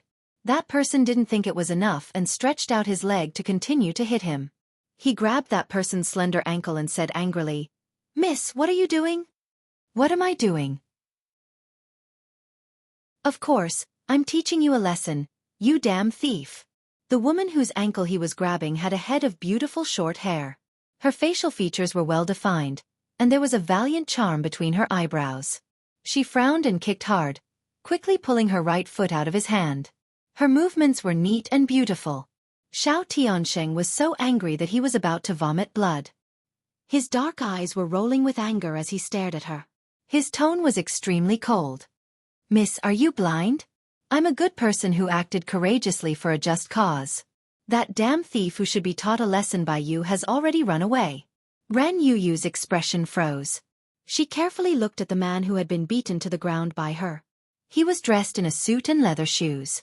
He was handsome beyond compare. Although his posture was a little awkward, his whole body exuded a cold and domineering aura. And the thief she had chased just now was wearing a black t-shirt. F***ck, she had made a mistake. Ran Yuyu couldn't help but curse. She hurriedly retracted her fighting posture and hurriedly bent down to help Xiao Tianxing up. She repeatedly apologized. I'm sorry, I made a mistake. After being beaten up for no reason, Xiao Tianxing's anger had yet to subside. He slapped her hand away and stood up gracefully. He tidied up his messy clothes and stared coldly at Ran Yuyu. It seemed that he had no intention of letting her off. Ran Yuyu's scalp went numb from his stare. She laughed awkwardly. I'm really sorry. I'll send you to the hospital. I'll pay for your medical expenses. His leg and face were in pain, especially his face, which was burning. He didn't know how a young lady could have so much strength. Xiao Tianxing was depressed and angry. He snorted coldly. I'm most satisfied with this face. If it's disfigured, how are you going to compensate me? Ran Yuyu glanced guiltily at his red and swollen cheeks. No. After the swelling subsides, you'll be a handsome man again. Xiao Tianxing's lips moved. Just as he was about to say something, a sweet and slightly anxious voice sounded. Cousin, what happened? Are you okay? Ran Yuyu hurriedly turned around and saw her cousin, Yun Yi, walking quickly with Li Duobao from afar. Ran Yuyu said anxiously, Yeah, I'm fine. Duobao, walk slowly. It's okay, I'm fine. Have you caught the thief? It was a very familiar voice. Xiao Tianxing looked over and saw Yun Yi holding Li Duobao's arm. Duobao was wearing a maternity dress with a white cardigan on the outside. She probably walked in a hurry because her forehead was sweating and her cheeks were red like apples. She also saw Xiao Tianxing and was shocked. Mr. Xiao? What happened to your face? Xiao Tianxing snappily glared at Ran Yuyu. Isn't it because of your friend? He actually treated me as a thief and beat me up. Attention, Hongcha 866.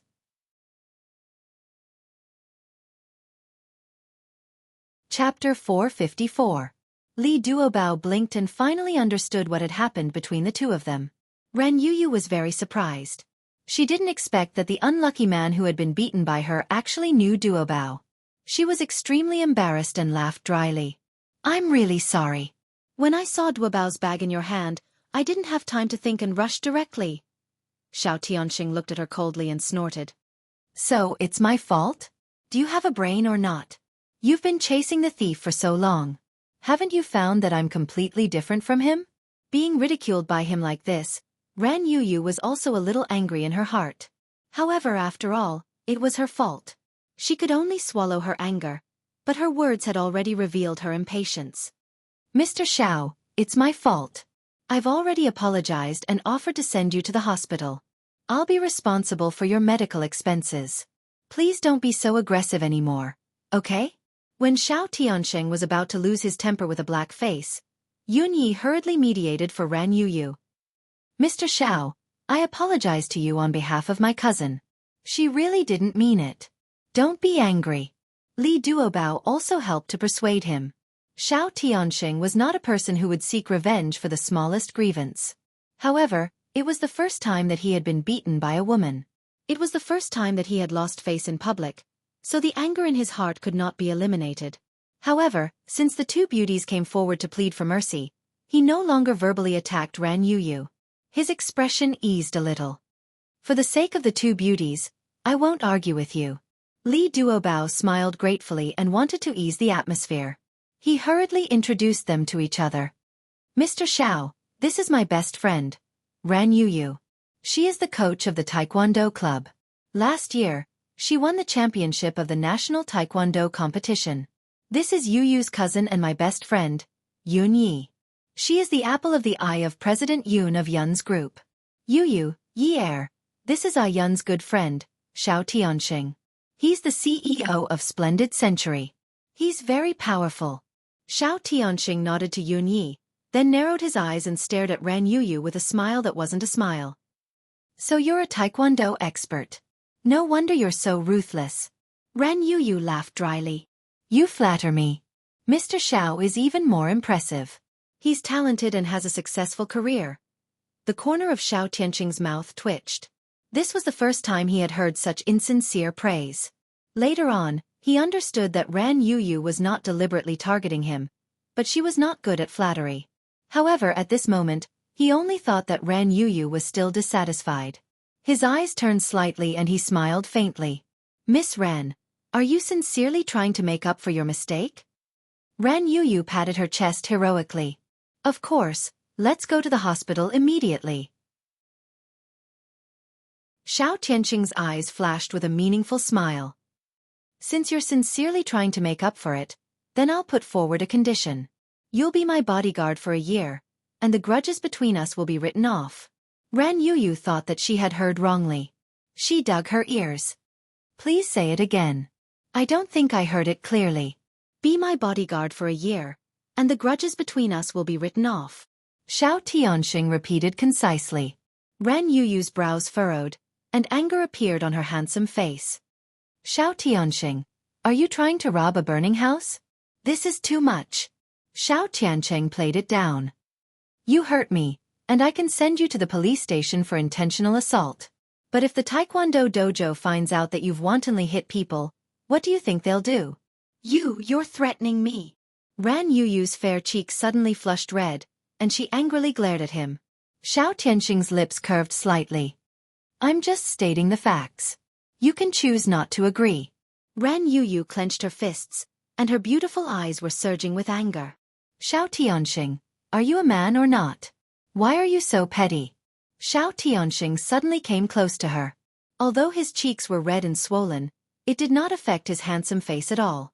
His lips curved into a devilish smile, and his tone was extremely ambiguous. Whether I'm a man or not, why don't you give it a try, and you'll know. Ren Yuyu's eyes widened. God, is this damned man flirting with me?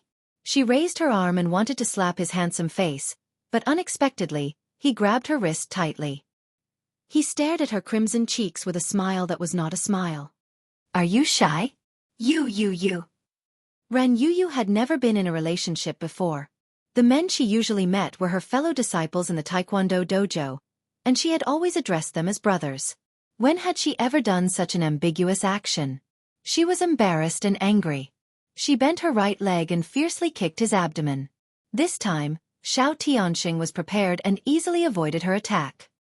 He elegantly let go of her hand, took a step back and smiled faintly. So, have you made your decision? Do you want to be my bodyguard, or go to the police station?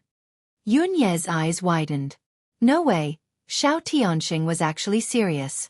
She held Li Duobao's arm tightly. Of course, Li Duobao could not leave her in the lurch. She quickly said, Mr. Xiao, we're all friends. Don't make things difficult for Yuyu. Xiao Tianqing glanced at Li Duobao and then looked at the arrogant Ran Yuyu. It seemed that things were getting more interesting. The smile on his lips deepened. Duobao, you sneaked out, didn't you? Li Duobao smiled. Yes. Yun didn't allow me to come out. She was pregnant now, and Bailey Yun treated her as a national treasure. He would be nervous at the slightest movement. It was not easy for her to sneak out to go shopping with Yuyu, but she did not expect a thief to snatch her bag. Xiao Tianqing raised his eyebrows and looked at Li Duobao, but his words were directed at Ran Yuyu. If Yun knows that you came out shopping and almost met with danger, will he be angry and lock Duobao up? Li Duobao's face paled. Don't tell Yun. If Yun knew, he would explode with anger. Ran Yuyu snorted. How could she not see that Xiao Tianqing was using Duobao to threaten her? What a despicable, stingy man. She crossed her arms arrogantly and said coldly, I know, I'll listen to you. I'll be your bodyguard for a year, but I have a condition. No, Yuyu.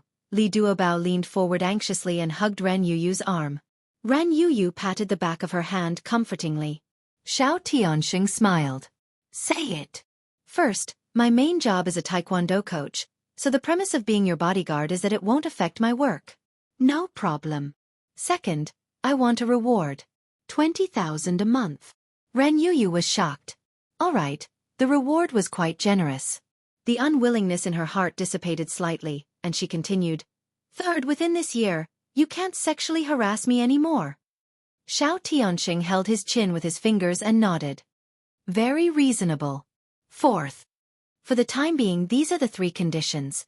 When I think of something in the future, we'll talk about it. She raised her chin and stared at him provocatively. He grinned. All right, I'll agree to all your conditions, but I also have a condition. Say it. I often attend some cocktail parties and need someone to protect me. If you want to be my female companion, it'll be easier to fool others. Xiao Tianqing's eyes flashed with a cunning light. In that kind of situation, many women wanted to get close to him. With Ran Yuyu as a shield, it would save a lot of trouble. Ran Yuyu thought for a moment and said seriously, "If you satisfy my 3 conditions, I can be your female companion. Second condition, you can't ask me why when I tell you to do something. You just have to do it according to what I say. You can't violate morality, you can't violate the law." Of course. Then there's no problem. Xiao Tianqing's lips curved into an unfathomable smile. Very good. The day after tomorrow, I'm going to have a meal with the boss of Shanghua Group. You have to accompany me. It's just a meal. You don't need me to go, right? Xiao Tianxing grunted. Second condition. She couldn't ask why, she had to do as he said. Ran Yuyu felt like she had fallen into someone's trap. The corner of her mouth twitched. Okay, I know. I'll go with you the day after tomorrow. Later, Ran Yuyu found out that she had become Xiao Tianqing's shield. Whenever Master Xiao wanted to arrange a business marriage, Xiao Tianqing would drag her to his side and play an affectionate and ambiguous bitter drama, causing the female protagonists to cover their faces and leave. And the 2 of them gradually fell deeper and deeper into the fake drama. Since the conditions were agreed, Xiao Tianqing no longer made things difficult for Ran Yuyu and generously let the 3 of them leave. Ran Yuyu glanced at his red and swollen face and couldn't bear it. You really don't need me to send you to the hospital? Xiao Tianxing made a deal and was in a good mood.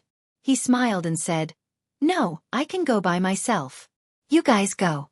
Be careful on the road. Don't let a Yun find you. The 3 women shivered at the same time. He was clearly smiling, but why did they have the illusion that their hairs were standing on end? Xiao Tianqing stood under the tree with his hands leisurely in his trouser pockets. He turned a blind eye to the curious gazes of the people around him.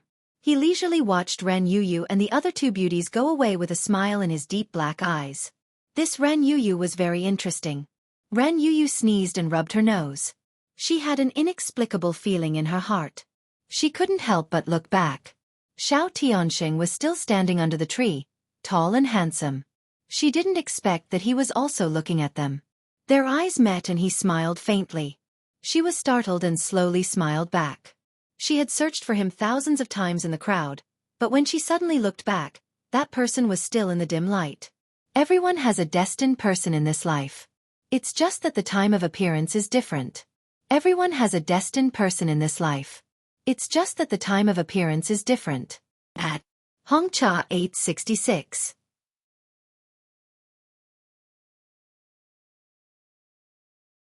Chapter 455. Late at night, snow rustled down. The luxurious suite of the Sheraton Hotel was fully lit, illuminating every corner of the room. The man's suit and shirt, the woman's overcoat and bra, were thrown under the bed one by one. On the bed, the naked man and woman facing each other was another tempting scene. The man's skin was light wheat-colored, healthy and with a drool-inducing luster, thick eyebrows, a bold nose, and a well-defined outline. Even if his eyes were closed and his thin lips were lightly pursed, it was difficult to hide his handsome appearance. The woman kneeling on the man, although she looked tall, still looked young, with a head of lazy curly long hair, a beautiful face and snow-white skin. Her body was pressed against the man's muscular chest. "Ye-er, you have to hurry up. We have to finish taking photos quickly and put the room card back in Lu Cheng's pocket, otherwise we're dead." Zhang Ling, who was wearing a loose vest with multiple bags and a ponytail, stood by the bed, holding a camera, and stomping her feet to urge Yi-er. Yi-er said helplessly, "Aren't you being very cooperative?" Zhang Ling held the SLR camera. "Cooperative my ass. Have you ever seen a woman covering her chest with both hands while rolling in bed?" Seeing that Yi Er couldn't let go, Zhang Ling teased the model in the humorous way of a professional photographer. Put in more effort. You have to think about how to sleep with such a handsome man under your body. Moreover, he is such a big figure. If you sleep with him, you will benefit. Yi Er thought to herself before coming. She had thought it through clearly. She didn't want to set up a monument for herself. Now she was being pretentious for ghosts. With this thought in mind, she cooperated with the camera and pressed her soft chest against the man, posing a seductive posture in her imagination, and said self-deprecatingly, I wanted to sleep with him, but unfortunately, I drugged him with the wrong drug. I shouldn't have given him hallucinogens, but a stronger aphrodisiac. Yi Er's hair was drenched in sweat due to her nervousness, and this kind of effect made people think that it was the product of the love affair. Zhang Ling continued to use teasing to distract Yi Er's attention, but the work of taking photos still didn't stop. Since it's hallucinogens, then you have to use all means to kill him. If that's the case, then you have to do everything you can to kill him. Don't show any mercy. Her trembling pink lips moved to the man's sexy thin lips, and her slender fingers pointed, indicating for the photographer to press the shutter. After hearing the sound of ka ka ka, Yi Er knew that another set of seemingly passionate photos had been completed. If I was the person who was drugged today, the possibility of rape would be very high. Even if I wanted to rape him now, he's lying like this, there's no tool. After Yi Er finished speaking, she even pulled on the pants that she and the handsome man had not taken off. She pretended to smile helplessly, indicating that she had the heart to do it, but her strength was insufficient. Haiqing, in March by night. Yi Er by Yi. The most luxurious place for a sauna in Sea City was the Qin Palace. Yi Er was wearing a bathrobe for female guests. When she sat down opposite Jiang Zhao, who was wearing a shirt and a suit, she remembered a saying, private businessmen don't fight with officials. There was a laptop on the marble tea machine in front of him. He leaned lazily on the leather sofa, his handsome eyebrows slightly furrowed, and he looked at the screen with a serious expression. His handsome face exuded a strong masculine aura, and his posture was very arrogant. At first glance, it was obvious that he was not easy to approach. But God had given him a handsome face. The black suit was of a high-end tailoring that she couldn't tell the brand of. When he wore it, he looked mature and domineering. It made his handsome face appear even more sharp, causing people to suck in a breath of cold air. Although it had been 3 months, Yi Er's heart was still anxious. But on second thought, what was there to be afraid of? She had this man's weakness in her hands. How could a barefooted person be afraid of someone wearing shoes? Yi Er's long hair was curled lazily, making her look more mature than her actual age. Her sitting posture was with her legs together, slightly tilted, and her hands were placed perfectly on her thighs. Her back was straight, and she did not speak first, showing that she was well educated. Jiang Zhao's gaze moved away from the computer screen and looked at Yi Er. His lips curved into a mocking smile. His voice was low and rich, and his tone was mischievous. Miss from Yun University is sitting so dignified. This will make me mistakenly think that you are trying to leave a good impression on me. Yi Er knew that Jiang Zhao was very scheming, so when they took the photo, she changed the bedsheets, and then deliberately waited for 3 months. When they met in the sauna, her things had already been deposited, so he didn't have to worry that she would harm him. And from the fact that Jiang Zhao didn't change into a male bathrobe, it could be seen that he had a close relationship with the senior management of this place. But there was no turning back. Of course, my original intention was to be a good citizen. After she finished speaking, she looked at Jiang Zhao. Her slightly flat almond-shaped eyes were not as cute as her almond-shaped eyes, but they had a sense of slyness. I hope you can give me a chance. Jiang Zhao pushed the computer in front of Yi Er. A flirtatious photo with cartoon bedding as a battlefield appeared in front of Yi Er. Only then did Yi Er realize that he was looking at the photo. But his expression didn't change, and his tone was calm. Miss from Yun University said on the phone that I went to your house and had sex with you. But I'm not used to spending the night outside except for business trips. His eyes narrowed slightly, and he sneered. And Miss from Yun University, even if you're a heavenly beauty with a fiery figure, I'm deeply infatuated with you and can't extricate myself. No matter how strong my taste is, I can't let someone stand beside me with a camera that weighs several kilograms and flash it for me. His handsome face suddenly stopped smiling, and he asked coldly, Tell me, where was this photo taken? Yi Er's heart thumped. Jiang Zhao's confident and calm manner made her flustered, but she didn't dare to look at him sideways, for fear of losing confidence, and even more afraid of being seen through by him. She naturally knew that Jiang Zhao wasn't praising her for her heavenly beauty and hot figure. He just wanted to ridicule her and say that he didn't like her. She felt that she wasn't facing a person at this time, but a sword, an ancient sword made of high-quality bronze, with exquisite patterns, noble origins, amazing value, and pleasing to the eye. But she didn't dare to hold the hilt and draw the sword, for fear that once the sword was unsheathed, it would carry a heavy murderous aura and kill the person holding the sword. I want to make a deal with you. She lifted her small face and forced all her confidence into her cunning almond eyes. She stared steadily at the man in front of her without averting her gaze for a moment. For Yun Hongwei. Jiang Zhao didn't ask a question, and Yi Er pinched her leg again. She suddenly felt that she was too inexperienced. She braced herself and said, "Yes." The man's tone was contemptuous, as if he was just asking casually. "What's the condition?" "Reduce his sentence." Jiang Zhao looked straight at Yi Er, trying to see guilt in her eyes. "Do you want to serve your sentence outside prison? Or do you want to reduce his sentence from 20 years to 15 years, then 10 years, 5 years, 3 years, and then release him after 1 year?" Yi Er's slightly slanted toes trembled unconsciously, and she couldn't stop shaking. At this moment, it was as if she had been locked in a dark room. Around her, people kept telling her that her feet were bleeding, her ears were broken, and her eyes were blind. But other than the other person's voice, she didn't know anything else. She didn't know whether the other person was a friend or foe, whether they wanted to save her, or whether they wanted to kill her. Jiang Zhao's gaze was direct at first, but then it became fiercer and fiercer, forcing Yi Er to take a deep breath. In her heart, she decided to throw caution to the wind. "If you don't help me, I'll spread all these photos. I don't care about my reputation anymore. At most, I'll just smash the jar. What evidence do you have to prove that the man in these photos is me?" Yi Er was just about to defend herself, but Jiang Zhao didn't give her a chance.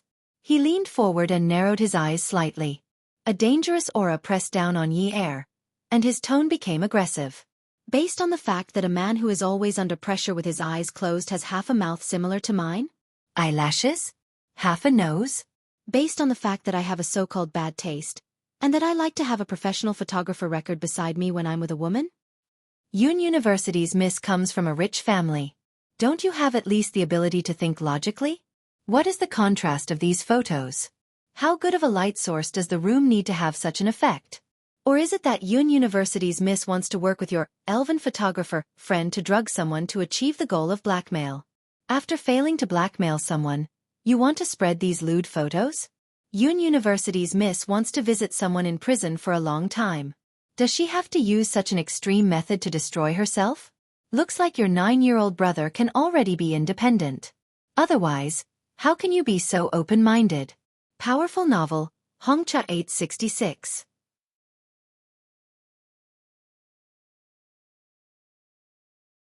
Chapter 456. Jiang Zhao sat up straight again and said calmly, "I forgot to tell you that Lu Cheng is on vacation now. If necessary, I think we should investigate him." Yi was so shocked by Jiang Zhao's words that she couldn't regain her senses. At this moment, the phone in her bag started to sing.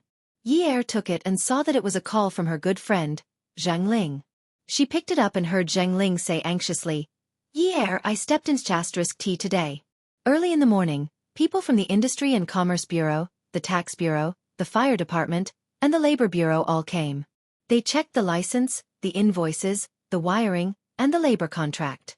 They said that I evaded taxes, that the wiring is dangerous, and that I didn't pay Social Security for all my employees. I'm afraid that I can't continue operating this studio. I'll even get sued." Yi Er looked at the calm man opposite her. After comforting Zhang Ling and hinting for her to delete the photos, she hung up. Then, she collapsed on the sofa. It turned out that those who were barefooted had to be afraid of those who were wearing shoes, especially when there was an iron plate in front of you. Jiang Zhao, this iron plate, had kicked her feet until they were swollen. She boasted that she came from a wealthy family and had seen countless upheavals. Even though she was young, she was clear about the dirty and despicable methods of the so-called upper class. She thought that she could completely handle it. But she forgot that she was only 19 years old. Now, her opponent was the third generation of a top wealthy family. Who wouldn't give face to the Jiang family in the entire East? And who would dare to offend the Qin family in Haicheng? He had the strong economic power of two families behind him. He had the solid political background of two families. He also had rich life experience and social experience. At most, she had been pampered in the past, but he was the one who was truly outstanding. She had never thought that she would be defeated by Jiang Zhao when she wanted to threaten him. Zheng Ling's studio, Lu Cheng's future. Jiang Zhao patted his sleeves, and the white dots in his dark eyes became sharper and sharper. Miss from Yun University, the next time you do something, you must think about who you can threaten and who you can't. Even if you break the jar, you must know who you're breaking it in front of. Jiang Zhao suddenly paused. The glint in his eyes was like an unsheathed sword, pointing directly at Yi Er. Do you think that I, Jiang Zhao, have no choice but to enter politics? Yi Er's heart skipped a beat. Right now, she couldn't take a single step forward. Otherwise, she would die without a burial place. Furthermore, the person who would be buried with her was the most important person she had left. Her purpose for coming here had changed from threatening to being threatened. Don't touch them. The sharpness in Jiang Zhao's eyes slowly receded, and his tone returned to normal. I won't mention the photos again. Photos? Jiang Zhao didn't seem to understand. He had already taken out a small pen and turned it on. A red indicator light lit up. He got up and poured a glass of water from a glass bottle and started drinking. Qin Palace was the property of his cousin, Qin Fian. Knowing that he didn't like drinking mineral water, he prepared a warm water bottle. Yi Er understood that it was a recording pen. And if Jiang Zhao agreed not to touch Zheng Ling and Lu Cheng, the recording wouldn't mention them. But she wasn't stupid enough to confess that she had deliberately framed Jiang Zhao. You can start recording. Jiang Zhao pressed the switch and placed the pen on the tea machine. Then he sat down and leaned back. His slender fingers tapped lightly on the sofa. Why did Miss Yun show me these photos? I'm very confused. I just thought that my boyfriend looked a lot like you, so I showed them to you. Jiang Zhao nodded in satisfaction. His narrowed eyes seemed to be telling Yi Er, Miss Yun is indeed a smart person. She raised her eyebrows. So he's your boyfriend? Yes, we took these artistic photos at a photography studio. Don't young people like these things? The effect isn't bad, right? Young people's views are indeed forward. But next time, don't post such intimate photos everywhere. It's not good for your image. He sounded like a parent. And when Yi Er saw Jiang Zhao scheming, she couldn't help but want to kill him. She regretted not taking off his pants and taking a photo of his lower body. Perhaps that would have provoked him. Now she realized that sometimes, it was better to break one's moral integrity. It was obvious that a kind woman would not have a good ending. Yi Er saw Jiang Zhao tugging at his tie. His face was slowly turning red, and he looked like he was very hot. There were beads of sweat on his forehead, and his breathing seemed abnormal. His brows were tightly knitted together as if he was enduring something. Jiang Zhao pulled off his tie and threw it on the sofa next to him. Then Yi Er saw him take off his suit and threw it over as well. Jiang Zhao looked at the water in the glass jar and cursed. He took out his cell phone and dialed a number. When the call connected, he scolded sternly, Qin Fian, what the hell are you doing? Brother, I've never seen you invite a woman to my place. I'm just adding some spice to make it more interesting. Take your time. I'm hanging up. There was a busy tone on the other end of the line. Jiang Zhao angrily smashed the phone on the tea machine. Damn it! Jiang Zhao unbuttoned 3 buttons on his shirt, and his skin was exposed. It was a light wheat color with a healthy glow. His chest was heaving up and down violently, and his firm muscles could be seen. Jiang Zhao's gaze deepened as he looked at Yi Er. The female guest robe of Qin Palace had a kimono-style collar. She was a little thin, and the collar was empty in front of her chest. There seemed to be a pair of soft breasts that were about to jump out. Jiang Zhao shook his head. Yi Er heard Jiang Zhao's call and concluded that he must have been drugged. Why was he so unlucky? If he wasn't drugged, then he was drugged. But now, she was the one who was the most unlucky. Before she could react, she was suddenly pressed onto the sofa by Jiang Zhao. Her mind was blank, and she could only feel the man's hand firmly wrapped around the back of her head. He held it tightly and pressed it against his mouth with all his might. Then, his tongue barged into her mouth as if it had gone crazy. Her tongue was like a thief, and he chased after it like a police officer. The pressing on her lips became more and more urgent. Her chin was still in his hand, and he boldly sat on her and held her down. She couldn't move at all. When his lips and tongue retreated from her mouth, his eyes were filled with the ferocity and sinister aura of a 10,000-year-old evil spirit. A man's strength was much greater than a woman's, and now that he was drugged, he didn't know how to control his strength. Yi could only feel that her hands and waist were pinched by Jiang Zhao, and it hurt like hell. Jiang Zhao. This guy was the bane of her life. Hey, you can't go against the rules. Men and women shouldn't touch each other. Kiss, you can't not be clear. Yi was already rambling incoherently. Jiang Zhao's face darkened. Steady. He held Yi's chin, and his bloodshot eyes were dark. His voice was so cold that it seemed to be able to freeze everything. Rules? Yun University's miss broke the rules first, so I'll be the one to set the rules now. You better remember this.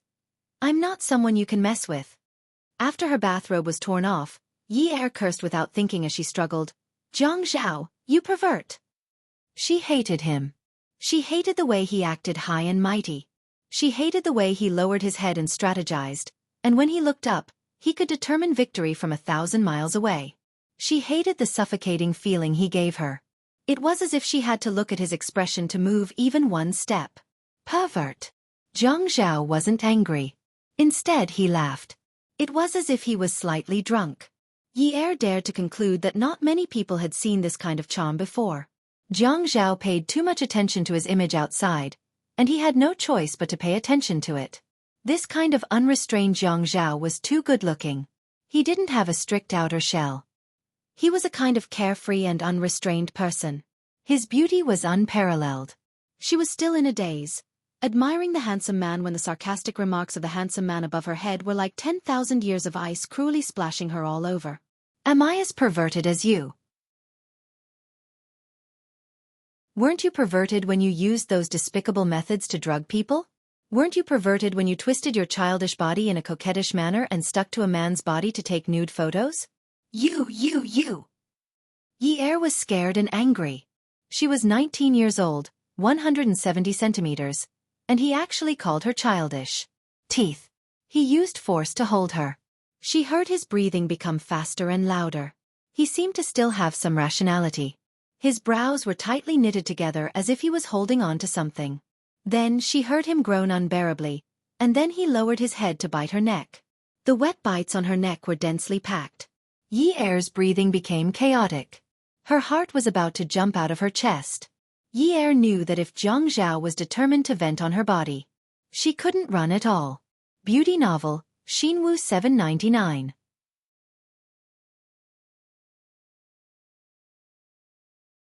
Chapter 457. She had been running around for a year because of her father. She knew that there were many unspoken rules in this society. You could not go anywhere just because you had a reason. Jiang Zhao was definitely not afraid of her. She had clearly seen him struggle. Since he had struggled, he must have thought of the consequences. The only one with no way out was her. All of his actions were unfamiliar to her. She was terrified. At this time, Jiang Zhao was even more arrogant and unscrupulous under the influence of the aphrodisiac. Being threatened? Even if he, Jiang Zhao, was threatened, he would not fall to the level of a little girl who was still wet behind the ears.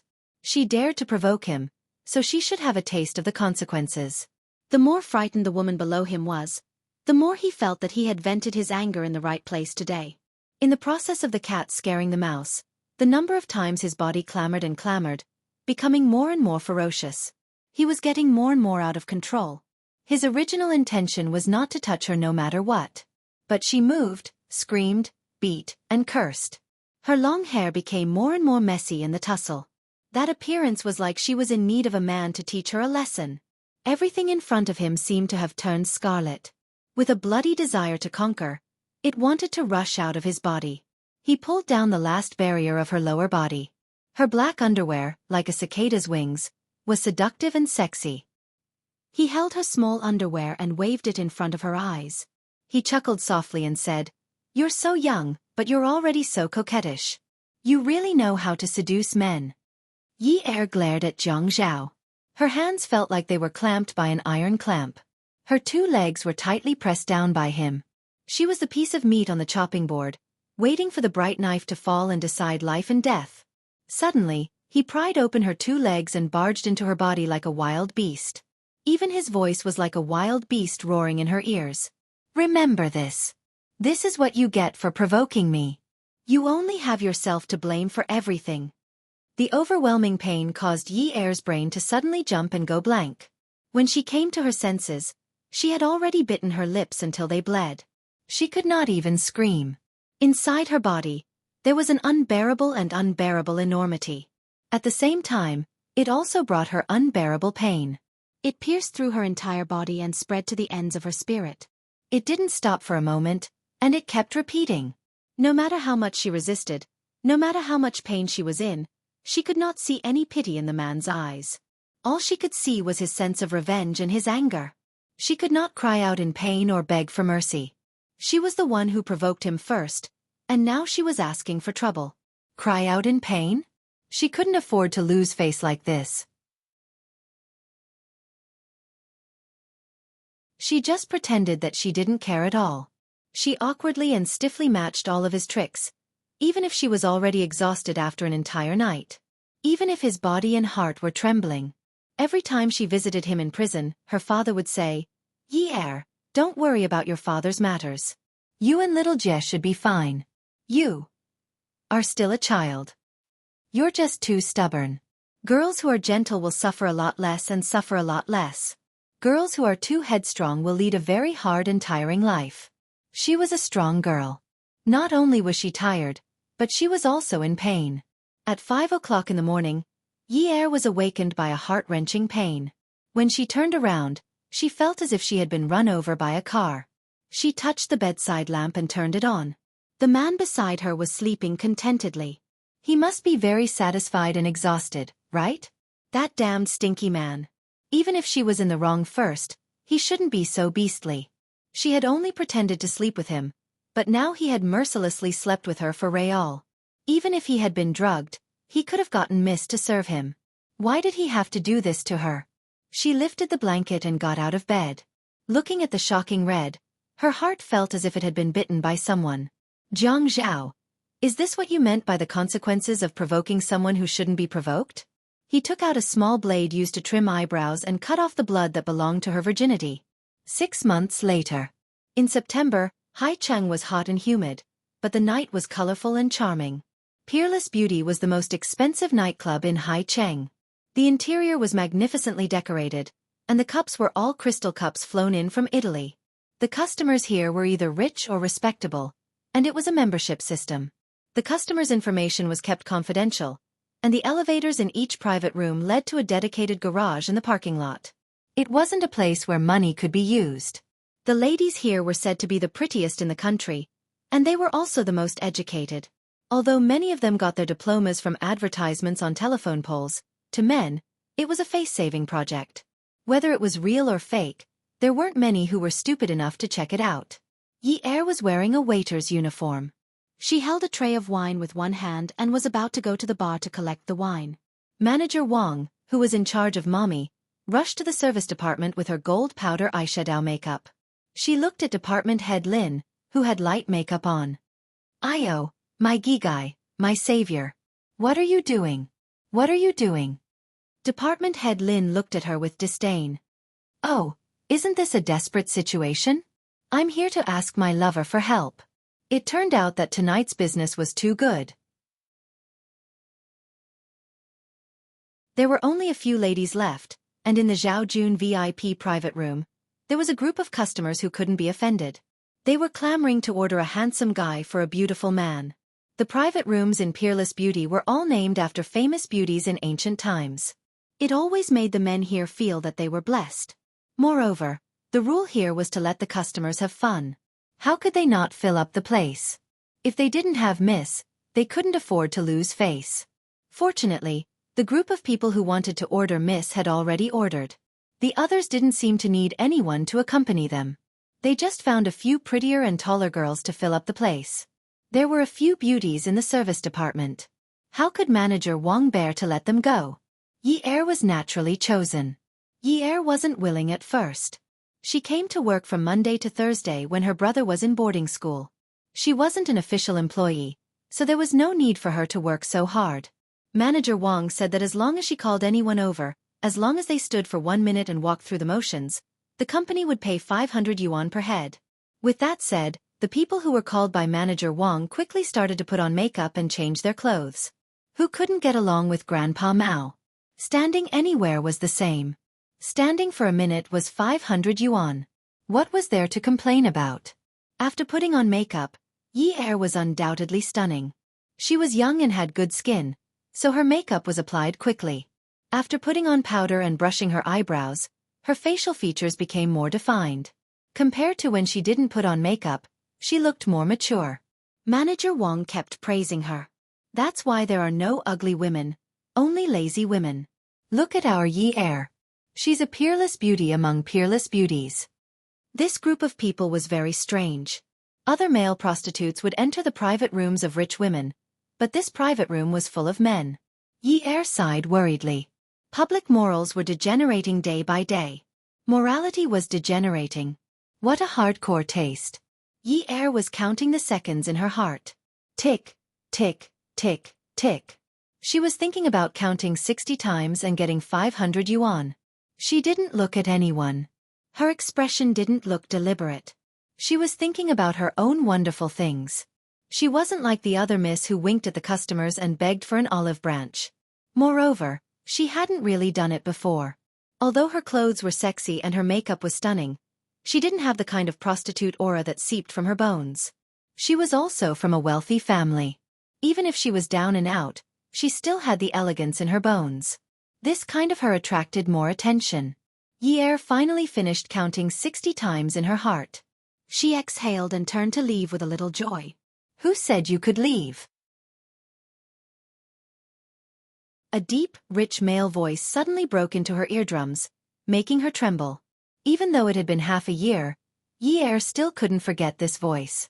She froze in place and didn't know how to move her feet. What did Manager Wang say just now? Miss had already been ordered. The others didn't need anyone to accompany them at all. They only ordered male prostitutes. Miss was used to make up the numbers. So they were playing with her? And they were playing so big. They actually brought Jiang Zhao here to play with her? He only dared to come to a place like this, right? The protection here was so good that no media would dare to come here to catch news. It was more like they wanted to die in panic. She didn't dare to turn her head. She gently lifted her toes and wanted to slip away. To be honest, she was willing to lose face in front of anyone now, but definitely not in front of Jiang Zhao. Definitely not. She felt that she had an irreconcilable hatred with him. At Hongcha 866.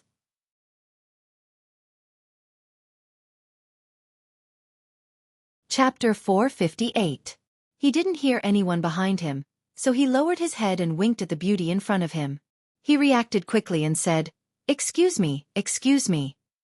Suddenly, Yi Er felt a heavy pressure behind her and her wrist was grabbed. Her heart was in her throat. Manager Wang was, after all, an experienced mother. She immediately walked over and apologized to Jiang Zhao. When Peerless Beauty met guests, she never asked for their names. Basically, she called them master. Only those who dared to come in through the front door would be addressed with their surnames. People like Jiang Zhao obviously wouldn't come in through the front door. Manager Wang was a person with a heart made of glass. She had a good sense of propriety when dealing with people. She looked at Jiang Zhao affectionately as if she was looking at $1 million. Master, I'm sorry. This girl is new and tender. I thought she was pretty, so I didn't hide it. I even forgot to teach her the rules and brought her out for you to see. She's not sensible. She's not sensible. Master, please dote on her a little. She's a timid girl. Bah! Yi Er's eyes almost popped out of their sockets. Manager Wang, that's not what you told me at the beginning. She clearly said that standing for $500 for a minute would make her a sitting position. Manager Wang kept winking at Yi Er. Little Rose, don't be like this. It's your honor and also your luck to be chosen by me. Just now, so many sisters didn't get chosen, right? Have a good drink with me. Little Rose? Bah! She already had a stage name for her? Little Rose? Why not Red Peony? Hey, Manager Wang. Jiang Zhao pulled Yi Er's wrist and pulled her towards his chest. Yi Er bumped into Jiang Zhao's hard flesh wall and felt dizzy. Yi Er was tall to begin with, and she was wearing high heels, so she stood out among the group of women. At this moment, she lifted her head slightly and saw the tip of Jiang Zhaoying's nose. She lowered her eyes slightly and saw him pursing his thin lips. However, the words that came out of his mouth were extremely harsh. Little Rose? Such a vulgar name. It really suits you. Manager Wang couldn't help but, pfft. This sudden loss of self-control made him feel extremely ashamed. He hurriedly said that he would punish himself with 3 cups of wine. Jiang Zhao waved his hand and looked at Yi Er. The smile on his face was very evil. No need. Let this tall little Rose drink. Yi Er felt indignant. If it was someone else, she would give face to Manager Wang. But this person was Jiang Zhao. She couldn't afford to lose face like this. Manager Wang, you clearly said that standing for 500 yuan for a minute. Why do you want me to accompany you to drink? Manager Wang was so anxious that he stammered. $500 per minute? The disdain in Jiang Zhao's eyes deepened. He took 2 steps back and looked at Yi Er from head to toe. 500 per minute. 30,000 per hour. It's 10 o'clock now. If you continue until 8 o'clock tomorrow morning, 300,000. After Jiang Zhao finished speaking, he clicked his tongue a few times and gave Yi Er a thumbs up. I'm afraid this is the most expensive little Rose in High City. What was Jiang Zhao saying? He actually said that to her. Did he mean that she was going to make a move? This was too much. Yi Er exhaled. She tiptoed and was able to press her lips against Jiang Zhao's ear. He was at least 185 centimeters, no more, no less. Thinking about it, their heights were really compatible. She was calculating Jiang Zhao's words in her heart.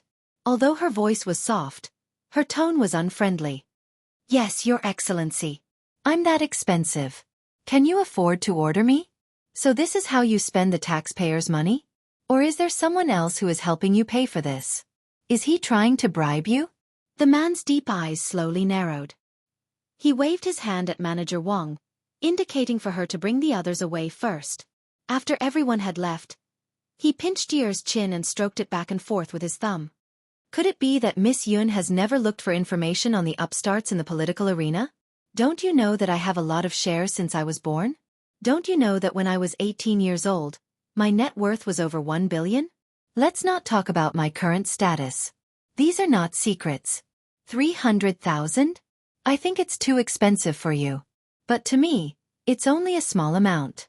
Yi Er was so infuriated by Jiang Zhao that her blood vessels were about to burst. Did he just say that she was a street vendor? What should she do? Should she be angered to death by him? Take a deep breath. Take a deep breath. Oh, Mayor Jiang, are you going to negotiate with the hostess? It's not right to push up the prices. The man replied calmly. Then those who think it's too expensive can just not buy it.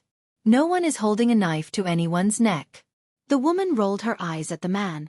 The man smiled and said sarcastically, I am telling you that you must be realistic when doing business. If the price is too high, there will be no supply. Yi Er felt that she was on her last breath, and her life was hanging by a thread. This B***** had insisted that she was a prostitute. He still treated her like a cabbage. It's as if she was worth less than a pound of cabbage. I am willing to wait. Even if the currency will depreciate, I will wait until I reach the amount I want. Indeed, he had just said that she was a cabbage, and now he really treated her like a cabbage. You think you are a house? Can it appreciate? The cabbage will rot if it is left for too long, and you still have to pay the sanitation workers to clean it up. Yi Er pushed Jiang Zhao away. This B****. I can't be bothered with you. She turned and was about to leave. Jiang Zhao crossed his arms and looked up as if he was waiting for Yi Er to return. Then I need to ask your manager. What is the meaning of peerless beauty? What is the attitude of the miss that you asked to come in? Or is it that peerless beauty has recently trained you with a new skill?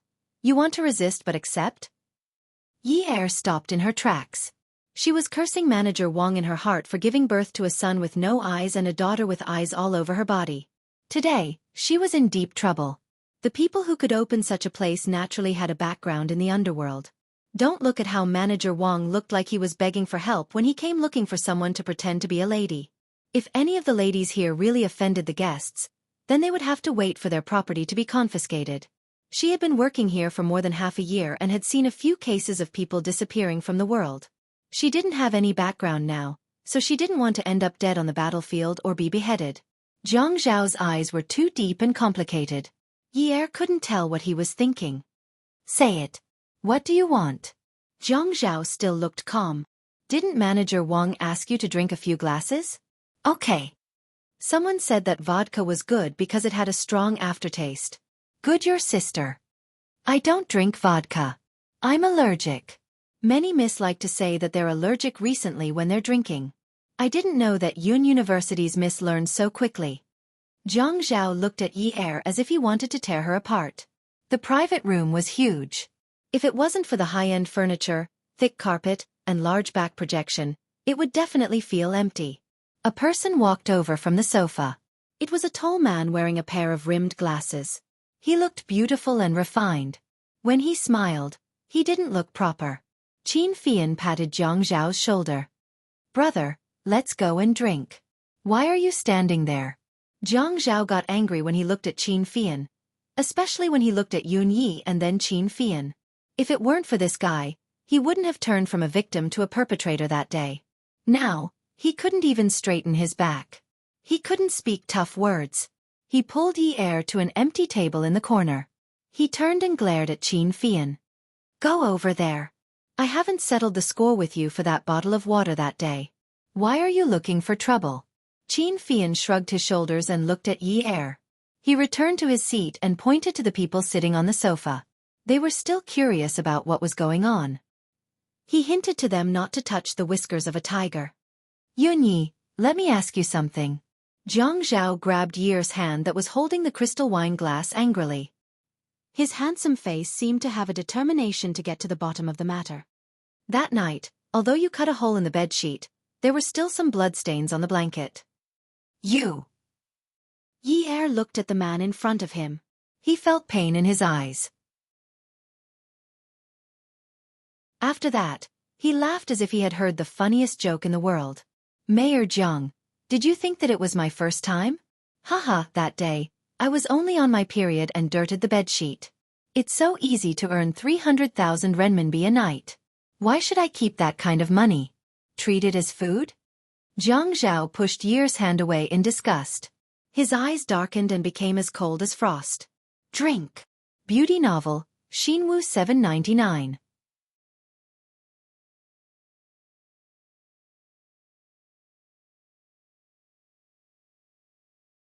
Chapter 459. Yi knew that she couldn't win against Zhang Zhao. She was very smart and wouldn't use her weak feet to kick an iron plate.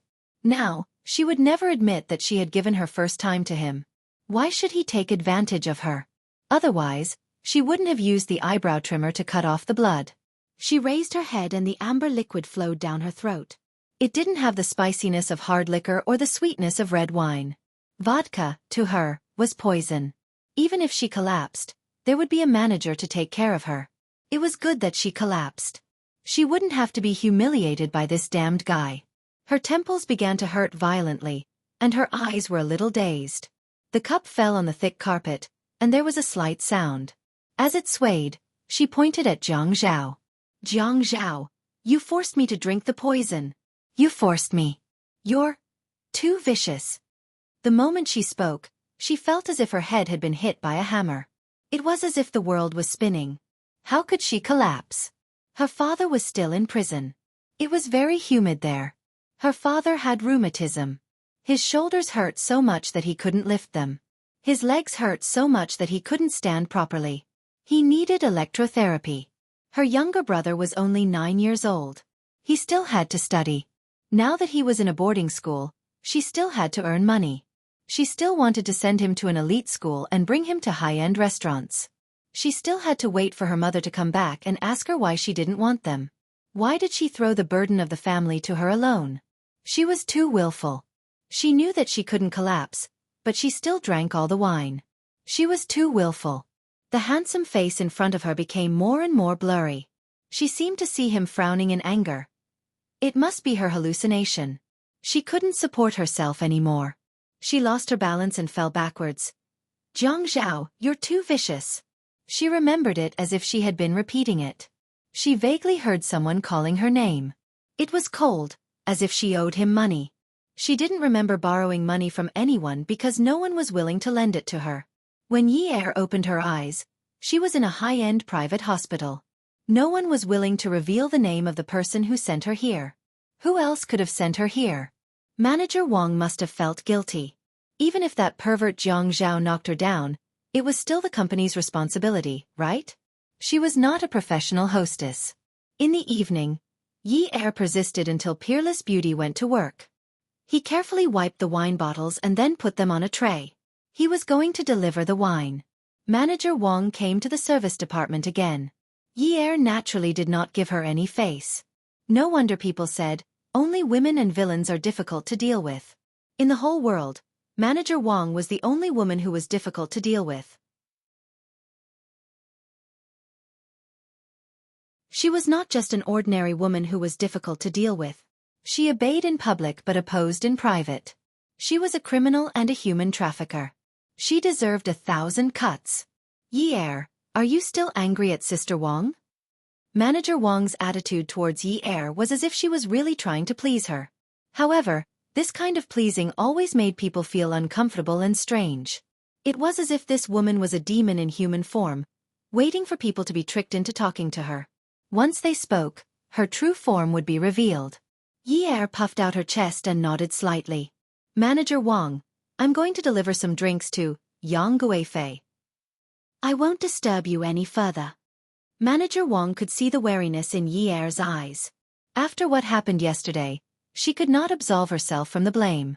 After all, the person in the service department was not the real Mississippi. Yi Er stood outside the door of Yang Guifei and gently pressed the service bell. The princess's earpiece would receive the command to open the door. She had just handed the wine to the princess when she heard a voice behind her. A surprised voice came from behind her. Yi Er. Yi Er turned around and was stunned. She did not react for a long time. She thought for a while. How should she address this handsome man from before the new year? Yi Er acted like all the waiters here when they saw a guest. She nodded at the right time, leaned forward, and politely greeted, Young Master Min Zikai, 180 centimeters tall, 23 years old, ex-fiancé. When the Yun family declined, he wanted to break off the engagement with her. After that, his whereabouts were unknown. Yi Er, what are you doing here? I'm at work. Young Master Min, have fun. Then I'll go back to work. I still have a lot of things to do. The alienation in Yi Er's words made Min Zikai frown deeply.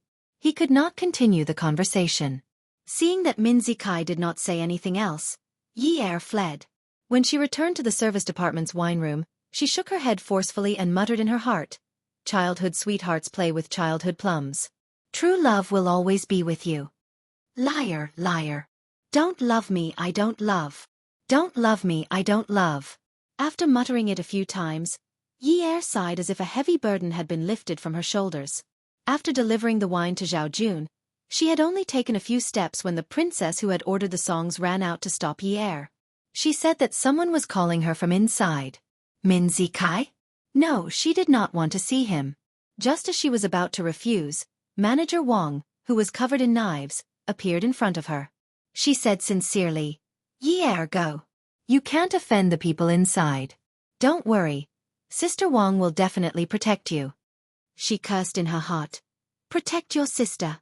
You want me to help you count the money after selling me off?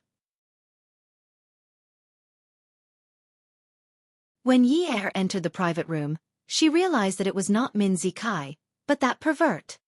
Zhao Jun again? Was this the legendary holdout? There were not many people in the private room today. Only 4. Actually, she knew many people in this circle. One of them was the bespectacled boss of Qin Palace, Qin Fian. The handsome man with the tan skin was the eldest son of the Zhua family, Zhua Hao. The handsome but cold one was the second son of the Zhuang family, Zhuang Yichen. The last one was that pervert, Jiang Zhao. The 4 young masters of Haiqing were all present. Jiang Zhao sat there, motionless. Although he was sitting, and was slightly lower than Yi Er, the look in his eyes, the posture, was still as lofty as ever. Yi Er walked over and looked at him. Her eyes were full of disgust as she said coldly, "What? Are you trying to get me drunk with vodka again? Is it because you want to see me collapse and unable to get up? Will you feel better? It's only been a day and you're already upset when you see me jumping around again? Jiang Zhao, even if I was in the wrong first, I should have been punished, right? You didn't lose a piece of meat. Isn't that enough?" Jiang Zhao was suddenly stunned. "What? I'm asking you if you want to prank me again." Jiang Zhao stood up and said angrily, "You're really unreasonable." "What about you? Aren't you unreasonable as well? Let's go," Jiang Zhao said sternly. He swallowed the words that were on the tip of his tongue when he saw Yi Er's attitude. When Jiang Zhao drove home, it was already 2 o'clock in the morning. The music in the car flowed slowly, somewhat innocently. It seemed like it would rain in a few days. The moon was cloudy and the stars were sparse. Other than the city lights, there was no night scenery to enjoy. If there was one, it would be the man and woman running in front. It looked like the man was relatively short. He was running in front with his head raised and neck stretched. He was holding a lady's bag and running with great difficulty. The woman chasing behind him was barefooted. She was tall and had long hair. She would raise her hand and point at the man in front of her from time to time, as if she was scolding him. Yi Er was out of breath, but she did not dare to stop. She knew that it was not easy to travel at night. She had just been given the money, but before she could even touch it, the thief had already snatched it away. What kind of world was this? She chased the thief into a dead end. The street lamps were old and sickly, and the light was weak. However, the knife in the thief's hand seemed even brighter. The sharp knife glinted coldly as she waved it around. The bandit's aura was in a frenzy, and his voice was filled with viciousness. "Bitch, if you *king chase me again, I'll stab you to death if you chase me again." Yi Er heaved a sigh of relief. Over the past year, she had gone around begging for help but was rebuffed. She had long felt that those who fought openly were not that scary. The truly scary ones were those who stabbed in the back. She did not care. She still had her money in her bag. She shook her head, clenched her fists, and stood on tiptoe to warm up. Then, she spread her arms like a warrior and finally cupped her fists like a Chinese swordsman. "Please advise me." The thief was a little confused. B*TCH. Who are you trying to show off your Chinese and Western moves? I'm trying to show you. Because I want to exchange pointers with you. You don't know this, but in martial arts school, everyone is considerate of their fellow disciples and does not kill.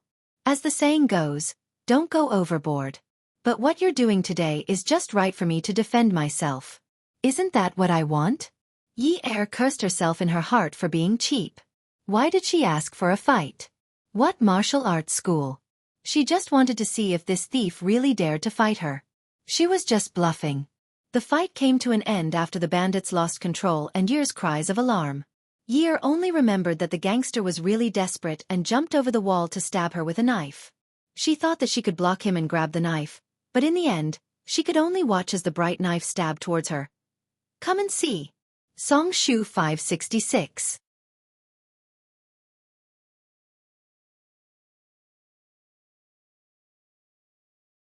Chapter 460. In the end, she saw a bright knife stabbing towards her. Yi Er still cowardly dodged. Just when he felt that he was about to be separated from his brother and father, a black shadow rushed out and kicked the bandit. The shadow nimbly threw out several punches, and with a reverse grappling hand, he firmly grabbed the bandit's wrist and pulled. Then with a cool hand chop, he chopped at the back of the bandit's neck. The bandit fainted, and the knife fell to the ground with a crisp sound. Jiang Zhao tore off his tie and tied the man to the utility pole in no time. Yi Er felt that Jiang Zhao was really handsome like this. Although there was a deep hatred between them and they were irreconcilable a few hours ago, it was now blown away by the wind. If he wasn't here today, she would probably be on the road to the Yellow Springs. Disfigurement or heavy disability were all foreseeable. There was a good saying, hatred is precious, but life is more valuable. If you want to live, everything can be thrown away. At this time, his image suddenly became great. She was thinking about what to say to thank him. The most classic way of expressing her feelings? For example, she bowed slightly and said in a gentle voice, "Thank you for saving my life, young master. I have nothing to repay you with, but I would like to invite you for supper to thank you for saving my life. What do you think?" The man cupped his fists and nodded. He said righteously, "Miss, you're exaggerating. I happened to pass by and saw an evil man bullying a weak woman. As a righteous man of Jianghu, how can I just stand by and watch? How can I not help?" Before Yi Er could think of the melodramatic plot in her heart, Jiang Zhao had already taken out his phone to call the police. He hung up the phone and didn't thank her. Only the cold wind blew from his mouth. Yun de Miss is a heroine with extraordinary skills. It was all mockery, contempt, and disdain. Their romance after saving the damsel in distress was ruined. Experience told her that if she wanted to get pity from a venomous mouth, it was a pipe dream. Senior Jiang is astute and far-sighted. He actually knew that there were bandits here and acted bravely. He is a real hero. Jiang Zhao's expression changed. This little hussy was calling him a senior on the left and a scheming old man on the right. She was cursing him as old in a roundabout manner. He was an official in the imperial court, and she actually called him a hero of the forest. It seems like Miss Yun can walk back on her own. I'll take my leave first. Only then did Yi Er realize that the blood under his bare feet had soaked the bricks on the ground. This alley was so deep that Jiang Zhao definitely didn't want to take a statement.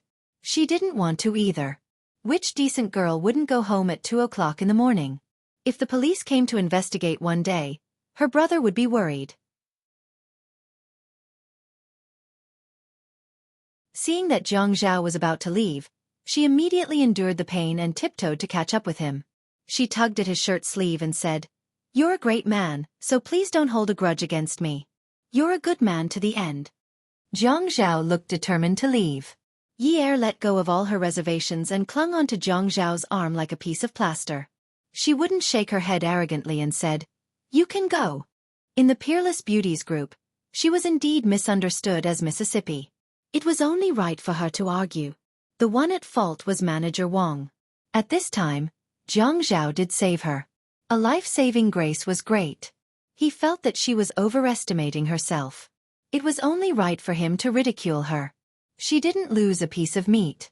But how could a person who was saved ridicule her benefactor? She wasn't a person who couldn't distinguish between good and bad. Yi Er failed to live up to her expectations. A few hours ago, they were irreconcilable enemies. Now, he was her benefactor. Yi Er scolded herself several times in her heart. "Little wench, stop pretending. Hurry up and apologize to our benefactor. If you don't repay his kindness, you'll be struck by lightning." At this time, she had to see the situation clearly. She couldn't be blamed for being snobbish. She could only say that she had been forced to be tactful by life. When she first begged for help to save her father, what kind of despicable words had she not said? Yi Er held onto Jiang Zhao's arm and didn't let go for a moment. She wasn't wearing shoes, so she had to look up to speak to him. She shook his arm and said, "Benefactor, benefactor, take pity on me. Please give me a ride." Jiang Zhao was unmoved. He snorted lightly and said, "I'm old. I need more exercise. I don't plan to drive. I plan to walk back." Yi was anxious. She knew that this guy was angry with her, but she was definitely stepping on glass or something. She couldn't touch the ground at all. She could only flatter Jiang Zhao. "Oh my God, how are you old? A man at 30 years old is a flower. You are only 29 years old. You are the youngest deputy mayor. Look at how handsome you are and how tall you are. You must be at least 185 centimeters tall, right? If you enter the modeling industry, you will be famous all over the world. You will be more popular than all the young girls, beauties, young married women, old ladies." Jiang Zhao unnaturally slapped Yi Er's hand away. He frowned and said with disgust, "Where did you learn this from? Where did your arrogance go last night?" Yi frowned. "Sigh. Didn't you feel that there was a grudge between us yesterday? Although I was in the wrong first, there is still a grudge between us. Also, I was not in trouble yesterday." Yi muttered the last sentence very softly, so that only she could hear it. After saying that, she immediately raised her eyebrows. "However, from today onwards, you are my benefactor. I have to treat you with respect and love. I won't retaliate when you hit me or scold me. Handsome, bring me away. When the police arrive later, I really don't want to be noticed. It will be so embarrassing if I am robbed in the middle of the night. Also, look at this." Yi immediately looked up and opened her mouth wide. She pointed at the wall and said, "I am a blabbermouth. If I say anything during the interrogation and affect the mayor's image, I will feel very sorry and reproach myself. After all, the words leniency for those who confess, severity for those who resist, will make me fearful." Yi looked down helplessly and secretly looked at Zhang Zhao from the corner of her eyes. Zhang Zhao did not know whether to laugh or cry. Little b****, you are getting better at threatening people. Yi immediately pursed her lips and laughed. She pursed her lips and said, "But it's easy to keep my mouth shut." Huh. When she saw Zhang Zhao was still staring at her, she said against her will, "It's okay if I don't take your car. You can just throw me out on the road." Zhang Zhao looked at Yi's feet and raised his eyebrows. "Throw you out on the road? I can take a taxi to the hospital. It's only 5 renminbi. 5 renminbi? Haiching's taxis start at 11 renminbi. What's the market price for 5 renminbi? I'm talking about taxis." Pfft. Zhang Zhao laughed at Yi. "Yun Yi, people say that a starving camel is still bigger than a horse. Handsome, people also say that a plucked phoenix is not as good as a chicken." Zhang Zhao had never seen Yi like this before. In the photos, she was so flirtatious and seductive. When she threatened people, she was obviously scared but pretended to be calm. When he saw her at the nightclub, she was dressed so sexily and had a calm expression. After he found out, she was like a hedgehog that wanted to go tit for tat. She drank all the alcohol that she could not drink in one gulp. It was only then that he happened to see someone chasing someone into a dead end. He knew that it was a robbery at night and instinctively came over to take a look. In the end, he found that she was actually fighting a psychological battle with the robbers. Now, in order to let him take her away, she actually did a 180-degree change in her attitude towards him. What a female monster. This dead look was really ugly and unbearable. If you sacrifice yourself heroically to catch a heinous robber in Haiching, I think I can help you get in through the back door and give you a posthumous title of martyr or something. As Zhang Zhao said this, he had already bent down and carried Yi horizontally. Yi had long arms and legs. When she was picked up by Zhang Zhao, why did she feel like a small and lovable bird? The moon was blocked by dark clouds. The moon did not cause any trouble, so she did not fit the idiom of a small and lovable bird. How can I do such an immoral thing? That's not very good. I think the title of martyr should be reserved for a real hero. In the end, Yi got into Zhang Zhao's car as she wished. So you want to be a nameless hero? After getting into the car, Zhang Zhao could not help but mock Yi. Yi felt that she should make use of Zhang Zhao to treat her wound first. When they got home, she could turn hostile and deny everything. At that time, he could mock her however he wanted. Resentment was precious, but injuries were even more valuable. If it was for the sake of getting into the car, everything could be thrown away. At this time, at this location, even a motorcycle could not reach her. She could not be blamed for being thick-skinned. That nameless hero should be Mayor Zhang. What I did just now is really admirable. How am I worthy of being called a hero? Ha ha. Yi leaned against the car seat and pretended to be asleep and did not hear anything. Yi removed the broken glass from her foot at the hospital and treated her wound. She also applied some bandages and took some medicine. After that, Zhang Zhao sent her home. When they reached the ground floor, Yi quickly said, "Thank you, Mayor. You really love your people. I have reached. Have a good dream." After that, she went to open the car door. "Are you sure you can walk up by yourself?" Attention, Xinwu 799. You're tuning in to the Xiaofan's Wuxia Tales YouTube channel. Don't forget to subscribe and join us on this journey to catch the most captivating stories.